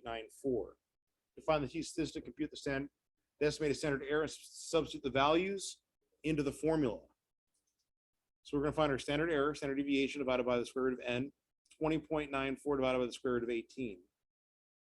Does everyone know where we got those numbers from? Does that make sense so far? So we get 4.94. Then we're going to do this t-statistic next, because now we can plug that in. T obtained value, mean minus the sample mean minus the original mean over our standard error. 62, that number should make sense, minus 77.43, that was a couple slides ago, divided by 4.94 is equal to negative 3.126. Does that make sense? Does anyone know what tail that's probably on? These two tails? To the left, yeah.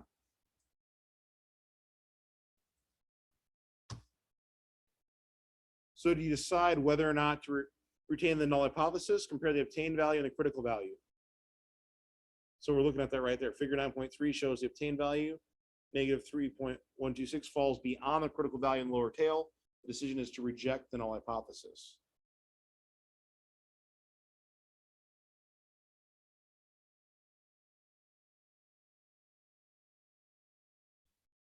Sense?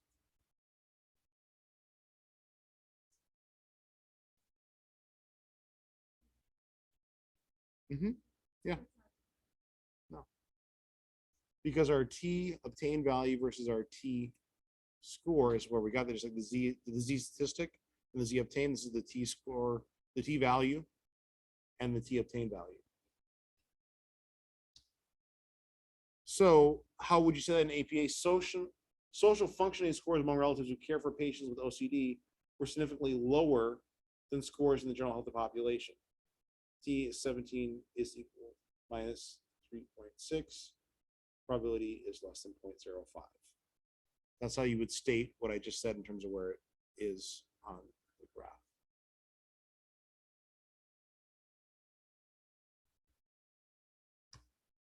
To estimate the size of the effective population, the effect size is computed, typically only calculated after finding a significant effect or you've rejected the null. So you're usually not doing the effect size unless you reject the null. 3 measures of effect size. We had estimated Cohen's d. last chapter. We have ETA squared, proportion of variance, and omega squared, proportion of variance. I'll walk you through that, but I also have examples and do on your own in the worksheet coming up. That'll, like I said, I'll probably assign that and we'll do as much as we can in class today.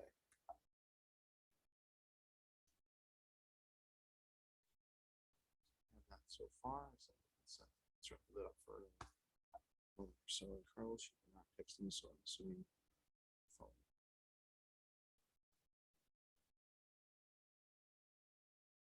So what would we do? We just plug in our numbers. We have our mean. So this is the measure of the effect size in terms of the number of standard deviations that the mean squares shift above or below the population. So sample mean minus population mean over standard deviation. 62 minus 77.43 divided by 20.94 is negative 0.74.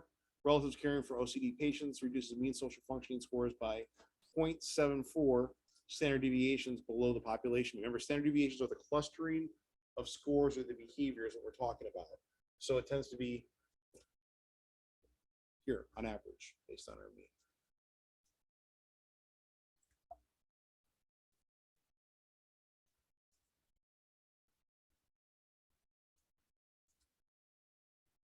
Making sense so far.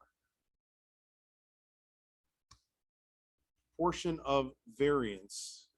Just hit me up on the pace. If I need to go back a slide or explain something, just tell me.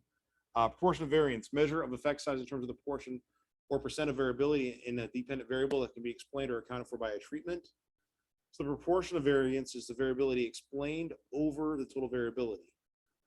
The treatment, like you like to pick on COVID, any unique characteristic or sample of any unique way that a researcher treats a sample, can change the value of the dependent variable associated with variability in the study. So like, what did we do that might influence that outcome variable?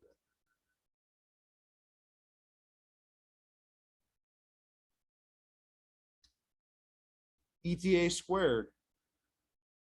We're going to write this as n squared is equal to t squared divided by t squared minus degrees of freedom. Right now, just write down the formula.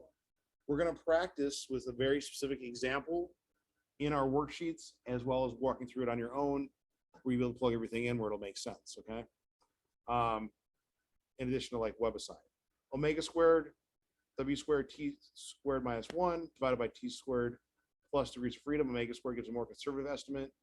This is a more, ETA is more liberal estimate.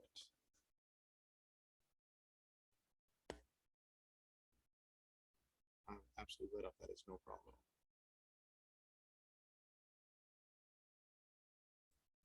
ETA overestimates a proportion explained by the treatment. Omega squared would be more conservative, so like more of like an underestimate or a little bit more precise.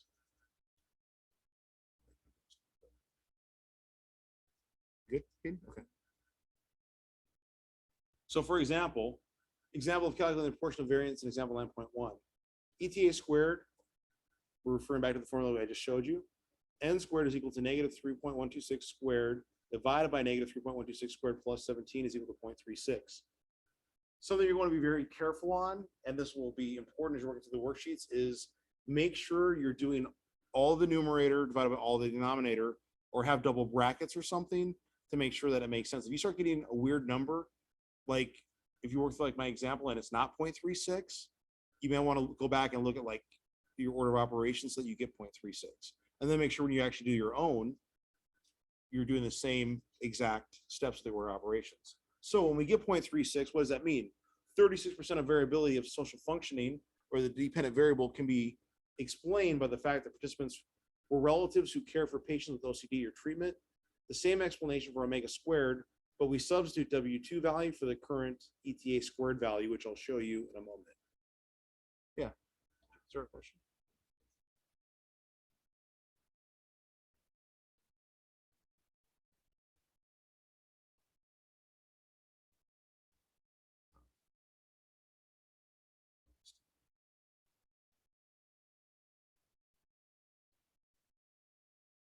It should be minus. I feel like that's a typo with publisher. Squared plus t squared. So that's n.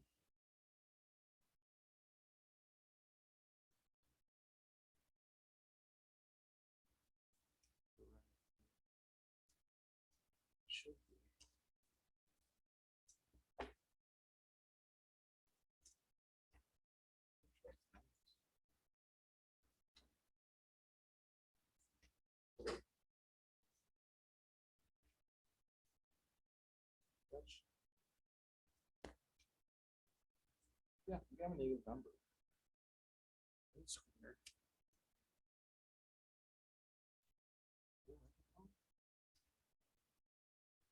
They wrote that wrong. They wrote that wrong. It's always plus. Yeah, it's plus. That's a typo on the publisher. And I'm not just pulling that out of there. Like that's literally in our book. It should be n squared equal to t squared divided by t squared plus degree of freedom. So the publisher made a mistake. N squared is equal to squared divided by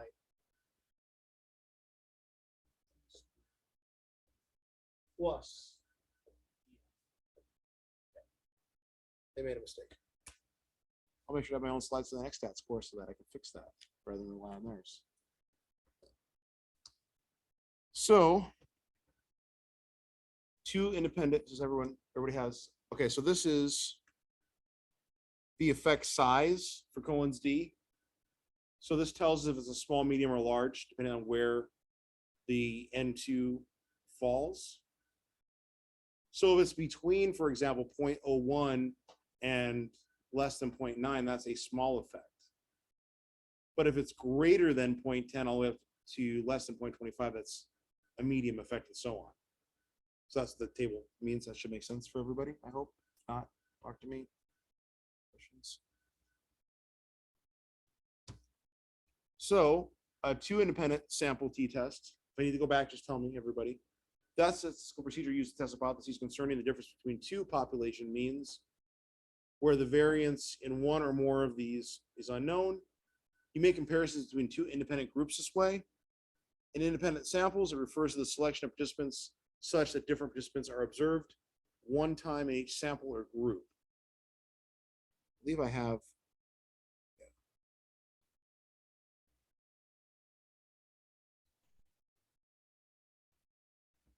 Or I have worksheets coming up. So 4 assumptions are made: normality, curve, random sampling, independence, equal variances.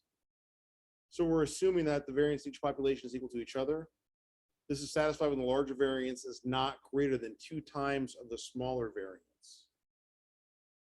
Otherwise, if we do this and it is not less than 2, we can't do a t-test because that assumption's got to be there for it to work.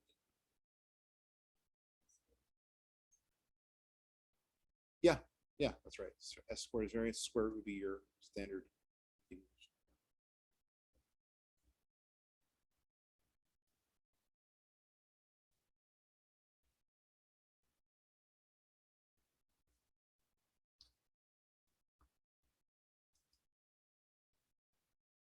So does everybody have that up to this point? Before I do the example, I can go back if you need to. Let's say we said, I want half of you to eat some food slowly and half of you eat it fast. And then we're going to see how many calories you consume in the study. Testing whether or not how fast or slow you eat affects your burning of calories or the number of calories you consume. So we record all that, we get our mean and our standard deviation. And then we want to see if it's influenced using a 0.05 level of significance.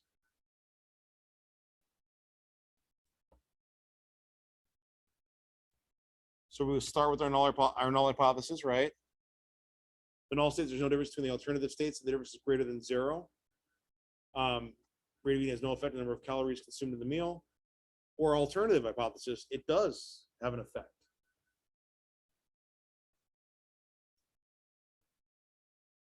This would be a 2 independent sample t-test. And we want to see if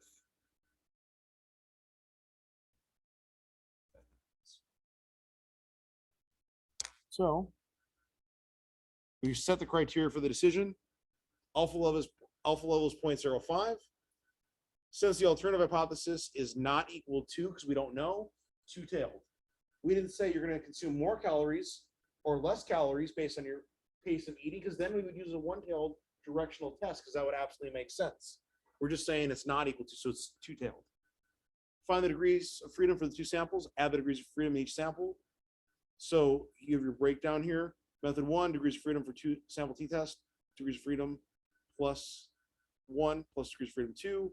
Method 2 for two independent sample t-test, n1 minus n2, n1 minus 1 plus n2 minus n2.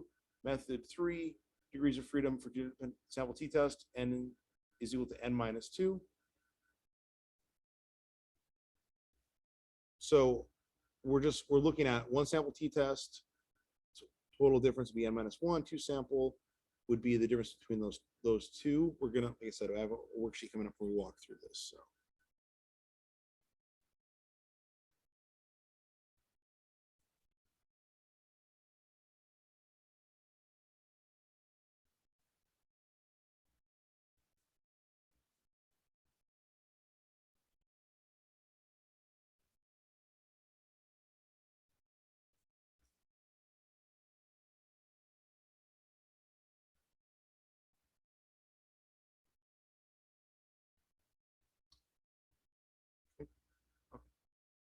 So step 2, the degrees of freedom is 5 plus 5 is equal to 10. Locate 10 degrees of freedom in table B2 in appendix B. Move across the column to find the critical value for 0.5. And then you should have for the upper tail is 2.28. So the 0.5 is degrees of freedom. So 1, 2, 3. 1, 2, 3, 4, 5, 6, group eating slowly. 1, 2, 3, 4, 5, 6, group eating fast. Remember, degrees of freedom is always n minus 1. That's where we're getting the 5 from, okay? Because I feel like that was a question that no one was asking yet. So we have group 1, and there's 6 of them. Group 2, there's 6 of them. That's our n. Degrees of freedom is always equal to n minus 1. So both different groups, 6 minus 1 is 5. And then we're taking the 5 plus 5 over here. Okay. So move across the column to find the critical value for 0.5. Critical value for the upper tail test is 0.228. That's for the proportion. So you're looking for the proportion, the two tails with the degrees of freedom being 10. Does everyone see that in the T table? Like where the 2.228 came from? That it wasn't just like out of like the clear blue sky. Makes sense? So then we're going to compute the test statistic. We're going to, we must find the estimated standard error for the difference. So we must calculate the pooled sample variance, which serves as the numerator for the standard error 1 minus 2. Pooled sample variance, unequal sample size, we use this formula right here. And then equal sample sizes, we use this formula.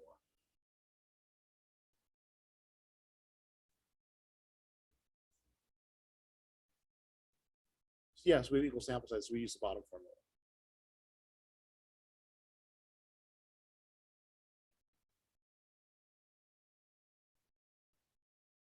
Front row, back row, making sense, or at least mostly. We are going to practice, I promise. Yeah.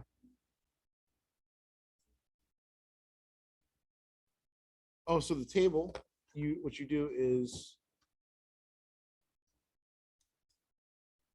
I believe that's in chapter 6. I can pull this up for you too, Carlos. I'm just trying to pull up for them first. And or you can text me, helpful Z table. So if we look at this, this will open for us. Chapter 101. Z table. This. So what we're looking for is C2, not B2, C2. So 0.5, we're doing, this was a two-tailed, right? So, and then 10.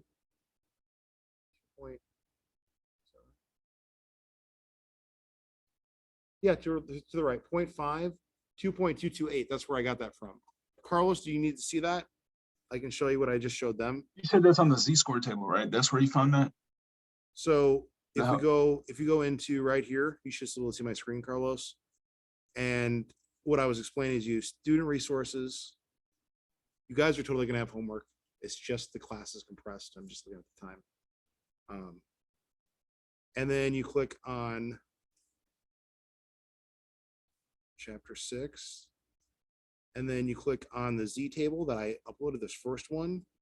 What they're looking at here, I'm assuming you can hear me. I have Yeah, I my hear phone available for you to text if you can't. We're gonna go into this table, but we're gonna go further down. And then you're gonna get into the T table, which is appendix C.2. Do you hear me? And then they're looking up proportion and two tails combined, which is the 0.5 right here. Dr. Mack, can you hear me right now? And then 10, and that's where they get the 2.228 from. Does that, hopefully that makes sense? Maybe give me like an emoticon or a thumbs up. If that makes sense, Carlos. Or Can a you hear chat, me or sure. no? Can you hear me? Are you able to hear me? Are you able to hear me? Want me to mess with the speaker? I can do that. I'm talking right now. Hello, hello, hello. I'm talking right now. I don't think you can hear me. Yeah, I'm talking. I don't think you can hear me. Okay, you're talking. All right, let me change the speaker. Let's try built-in output. Try talking now. Yeah, I mean, I'm talking the whole I time. can hear you. Yeah, Yep. okay. Yeah, I hear you every time. Yeah. Okay. Yeah, I've been listening to you the whole time. Yeah, Okay. I Cool. know where we're at. Okay, cool. So I'm gonna go back to where we were on the slides. And I'm gonna go back to PowerPoint. Slide.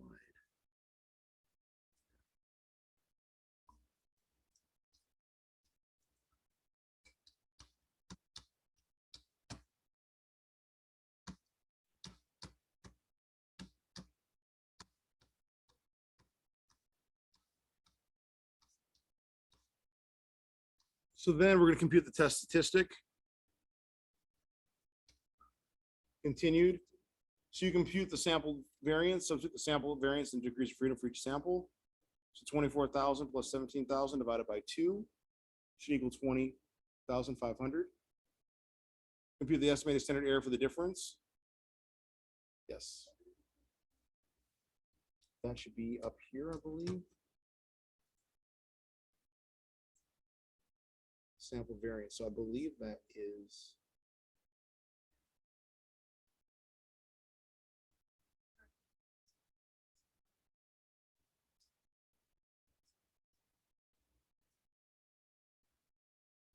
So that should, yeah, they square the standard deviation. Yep.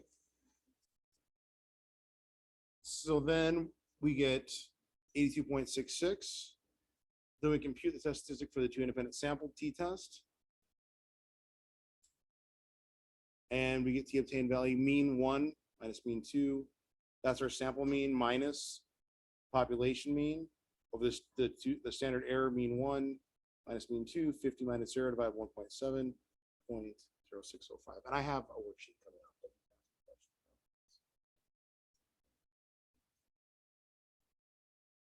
Because we're doing the t obtained value, and this right here is our denominator. So this right here is divided into here. So this is the 1 point. That should be the 1.70, I'm pretty sure. Right? So 600 minus 650, that's this right here. This is 0 because that's for the mean for the null. And the error for the difference is 82.66. So that should be right here.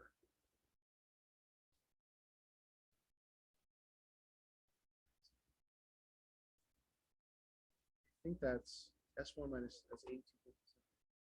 So that should be our denominator right here. I think they did that wrong. I don't think that should be there. I think that should be the 82.66 into the formula.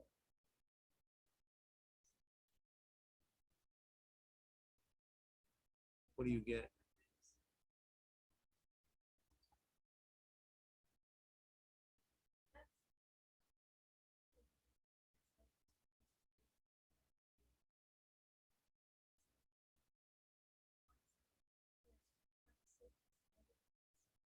So this is the typo on the publisher side.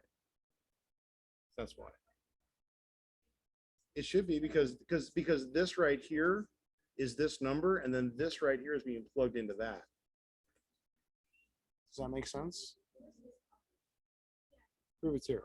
Don't worry, they're all my worksheets from about chapter 6 or 7 on, or I've checked all the math and gone through it step by step. So when we get to my worksheets, we're not going to have errors. They don't have the advanced training.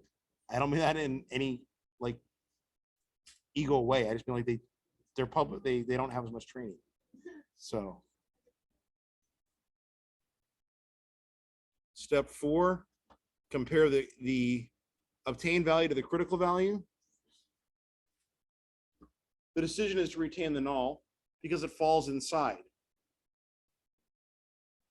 Now, assuming the error they made is still that within here, then still retain the null if you're doing the math, which I still think you would, because I think 0.6 is still less than, 2.228. Yeah, that's why you retain it.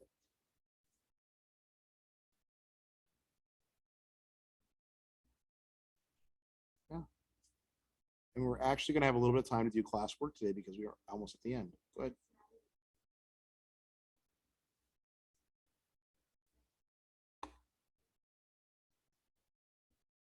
$600 minus 650. So that was 0. So that would be it back up here. Because it's the null. Because that's the null hypothesis. That's where that's coming from. Because it's equals to there's no relationship. So they're saying, remember the mean's right in the center, and it's basically like 0, and that's our population mean. That's where that's coming from. That's not just like randomly out of like the air. Does that help? So it walks through right about right here. Yeah, we will have time to work in class. Okay, so effect size for 2 independent sample t-test. Similar to 1 independent sample t-test, an effect size is computed to determine how big of the effect is. 3 measures: Cohen's d, ETA squared, and omega squared, proportion of variance.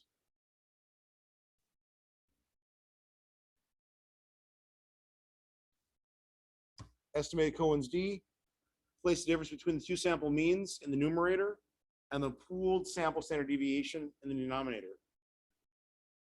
So it's the square root of the pooled sample variance. Remember, variance, if you square root it, it's always our standard deviation. So we take our mean 1 minus our mean 2, divided by the square root of the pooled sample of the variance, the standard, get the standard deviation. And then that's for Cohen's d. Proportion of the variance is calculated using the same formula for 1 sample and 2 independent sample t-test, ETA squared. And then we squared c. The denominator is right on this slide because the publisher didn't have their coffee or their Wheaties or whatever that day. It's from back to the 80s, right? No, folks. So everyone had that formula. I see some of you get my quick sarcasm and wit, some of you don't, but I'm trying to keep the class fun.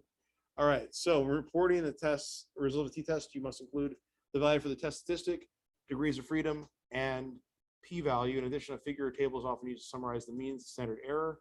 Cohen's d is one that's used the most.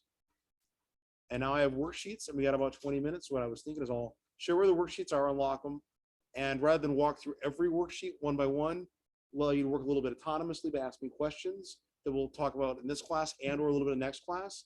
As long as we get into chapter 10 or close to the end of chapter 10 by that class, we're fine. So, because there's no way I can explain all of it today for the worksheet. So what we're going to do, and I'll show you too, Carlos. I'm going to show them and I'll show you. Okay. In-class activities, and we're going to do, I think part A is what I had. Part B. Yeah. So we're going to do part B. We're going to make available. So in-class activities, part B, and then in-class reviews worksheet chapter 9. And that's all we're going to do for homework. And what do we have? How many examples do we have? We have, don't worry, Carlos, I'll catch you up in a second here. We have one example. And then we have a second example. And then we have what, like a third example? And then SPSS. Yeah. So you should be able to work through it using the examples, and or I can explain whatever you'd like on this worksheet. And Carlos, if you're following along, we're doing, let me just re-screen share with you because I think the screen share stopped. We're gonna do desktop. Then we're gonna do share. Student resources. We're gonna change this to today's date because that's bothering me. We're gonna do 7/13.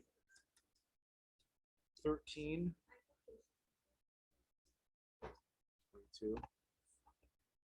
I have to adjust the syllabus to do that.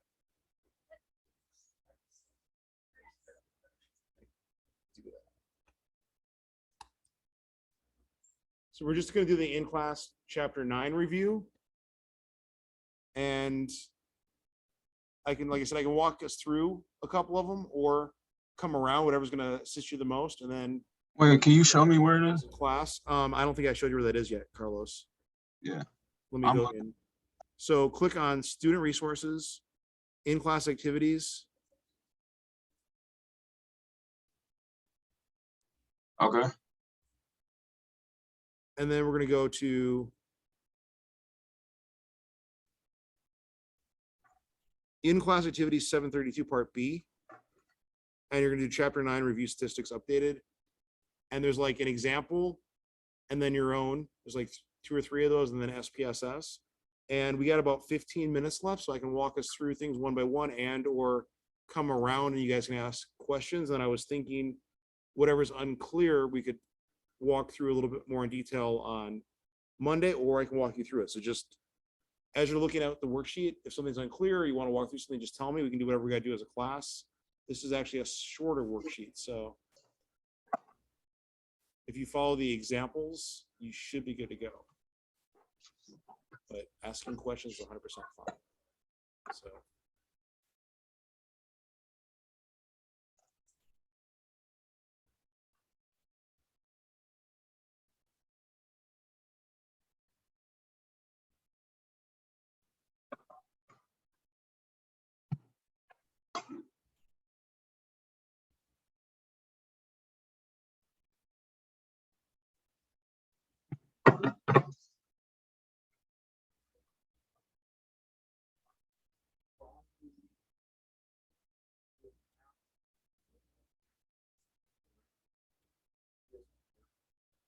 So scroll down.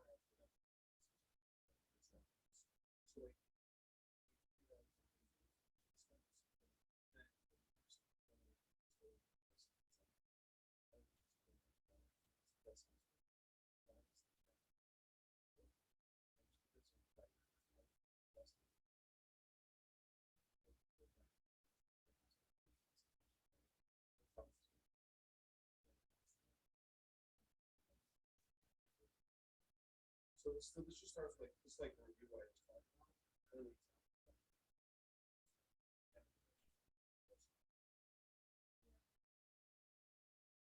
Right, so now you follow. So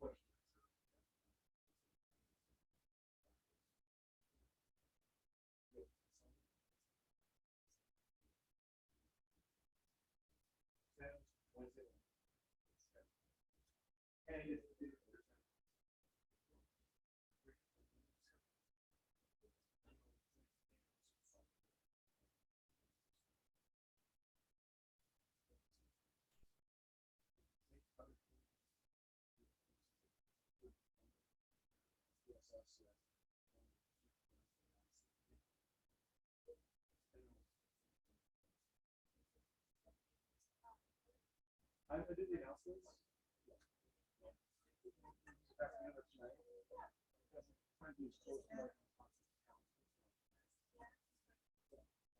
Good question, yes.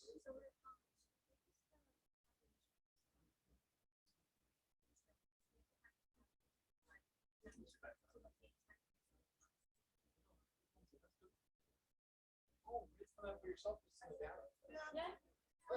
Yeah, yeah, so, yeah.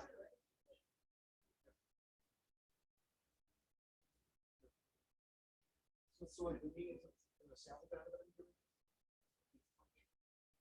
Regular. In the back.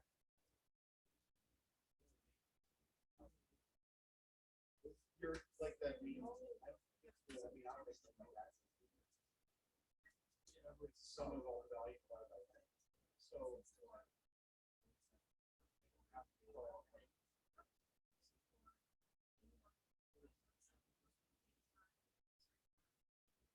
That we used to record.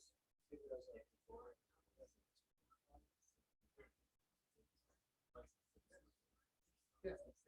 Yeah, so the science. I would say. I'm just pulling up and I'm making.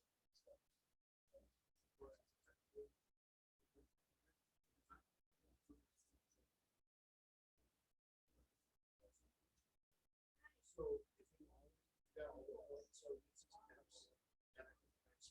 Dr. Mack,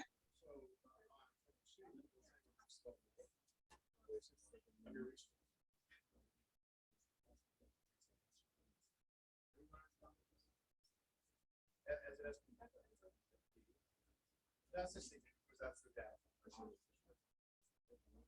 Yeah, save file, save your data.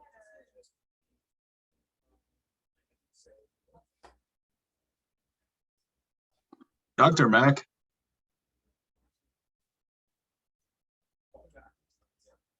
I can let you do that.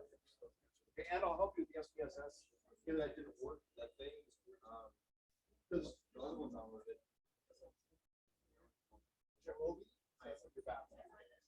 It's open source. For SPSS demo. But I might have a solution. Carlos, hang on just a second. okay.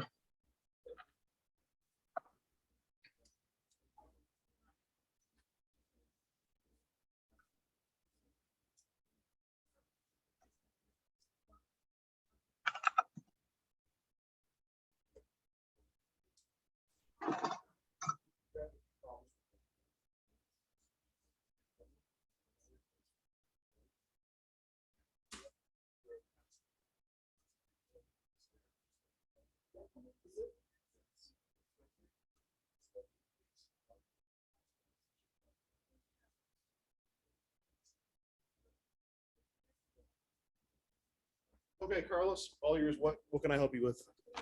I just kind of wanted you to like break down like go over the first one, like just so I can get an understanding of, Yeah, I can go over the first one. Yeah, and then I can do that is with. this going to like, when do you want this due? I Exactly. was gonna say, oh no, you probably didn't hear that because I was walking around.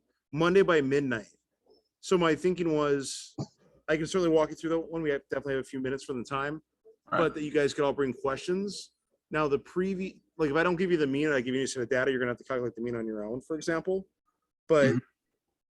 my thinking is because of how this worksheet's designed, the example outside the SPSS stuff is the next one after the example. If you follow the steps in the example above it, you'd probably get it right. But I could walk through that, sure. Right. So I think I'm screen sharing. So like for this first one, Are we like creating those tables just like them? what was that? Are we creating tables just like basically recreating those tables, different values though? Yeah, but I think I gave you values. Like, so like for this one, this is the one we did in class. But then like now using the scenario, tell me if they're as healthy. So for this next one, you're gonna have to get your sample mean out of this next table that I gave you. And then you would literally go back up and you do the first thing. You'd be like, all right, what's step one? Step one is state the hypotheses. So those would probably be pretty similar. But then we're going to test the degrees of freedom. So in this case, you'd want to look at like, is your n the same? So you'd want to see how many values I gave you, for example. Is that making sense so far? Yes. So are we starting on the one where it's like social functioning score is 36? That's the one where we start on? Yeah. Okay. Yeah. So so we're not. Yeah. So this is the first one right here. And then this is based on the example right here. And then when I say to the other one, you're going to start with this one for your sample against the population using those 4 steps. Yeah. Okay. Does that make sense? Yeah. Okay. And I can walk through whatever else you need me to look at the next 5 minutes or so. But I'm 100% down to be available both inside and outside of class for everybody. Right. Okay. Yeah. Just as long as like we can meet face to face right before, you know, I'm required to turn it in. That's perfect then. Yeah, I'm 100%. I'm 100% down. And then the last thing is the chapter 9.9. There's an SPSS exercise, but if you literally go into the book and follow the steps, you would probably get it right. Where's that at? Like this right here, 9.6. Yes. So you would just go into the 9.6 spot in the textbook and you're going to do that. And there are, by the way, there is totally a YouTube of me doing this assignment right now, like as we speak. You can still use me. It's fine. I'm just saying, like, if you're working through stuff on your own, it's probably labeled like chapter 9. So we're gonna have to like do the SPB files and all that on You're gonna have to what? For that exercise. We're gonna have to like open up SPSS and do the SAB and SPB files. Yep. Yeah, but like if you go to like 9.6, it's literally gonna say, open up SPSS, click Right. on like, Right. like, can you see this? It'll literally say, go into SPSS, do this, enter this data, do this, Right. show you what you come up with. So this You have a assignment, video on YouTube like of you doing this it? is time for me to walk you through it or for you to work on your own. What was your question? You said on YouTube there's a video of you doing this You guys, assignment? like, can you guys like whisper a little bit so I can hear Carlos? Because I'm really struggling to hear him. Okay, go ahead. I said you said on YouTube there's a video of you doing this assignment. Absolutely. And any questions on any of this, I'd be happy to address on Monday. I'm just having you guys work like at least semi-autonomously, Right. just because of time, so we get through chapter 12 before we get to the end of the days of class. Right. So then- And if you want, if you have any trouble with like YouTube or locating that, it should be under chapter 9, like it should be labeled. I will meet with you before class if at all necessary. And I might ask you to record it. It's the t-test for 2 independent samples. And it's about a 28-minute video on YouTube where I walk through it. Does everyone see that? Right here? The bear in the back is because I was teaching kids and adults how to speak English in China, if you're wondering. That's why that's the backdrop, okay? I was doing that in the mornings, and then I was doing stats lectures in the afternoons. That's why the weird background, because you got to respect the hustle. That's right. Damn right. You got to respect the hustle.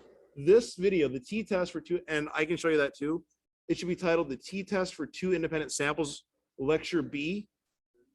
And there's probably an extra, and there's a 2-sample independent t-test, I think, for me, that's not lecture B. That's like 6 minutes. That's probably the SPS. Nope, that's not me. That's somebody else.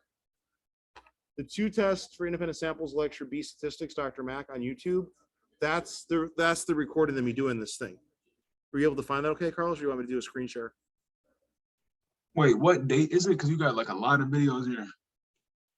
So what I'm saying is if you go, I'm on the YouTube right now. You said what video? the t-test for 2 independent samples, lecture B statistics. Dr. Mac. I'm searching for it. And I can probably text it to you or For give you- 2 related sample and SPSS, I think I found it. 2 independent samples, you said? Yeah,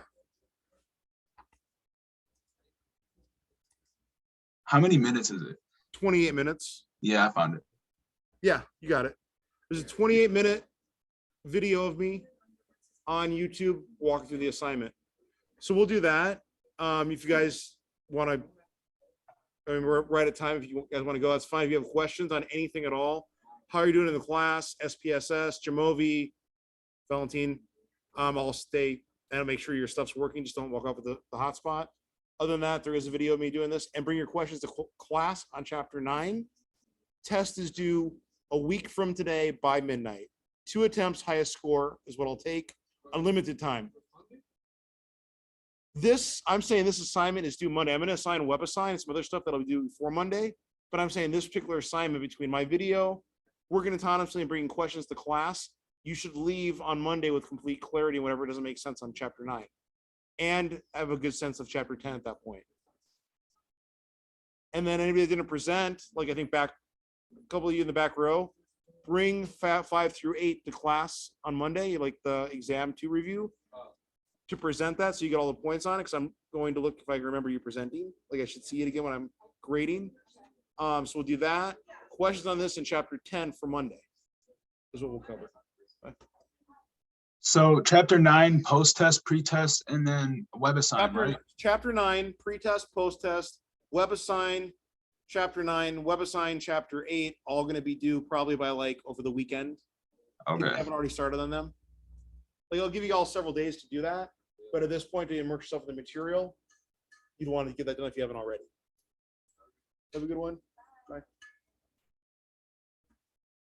Thank you, Dr. Mack. Have a good day. What was that? I said, have a good day and thank you. You're welcome. You have a great day too. Bye-bye.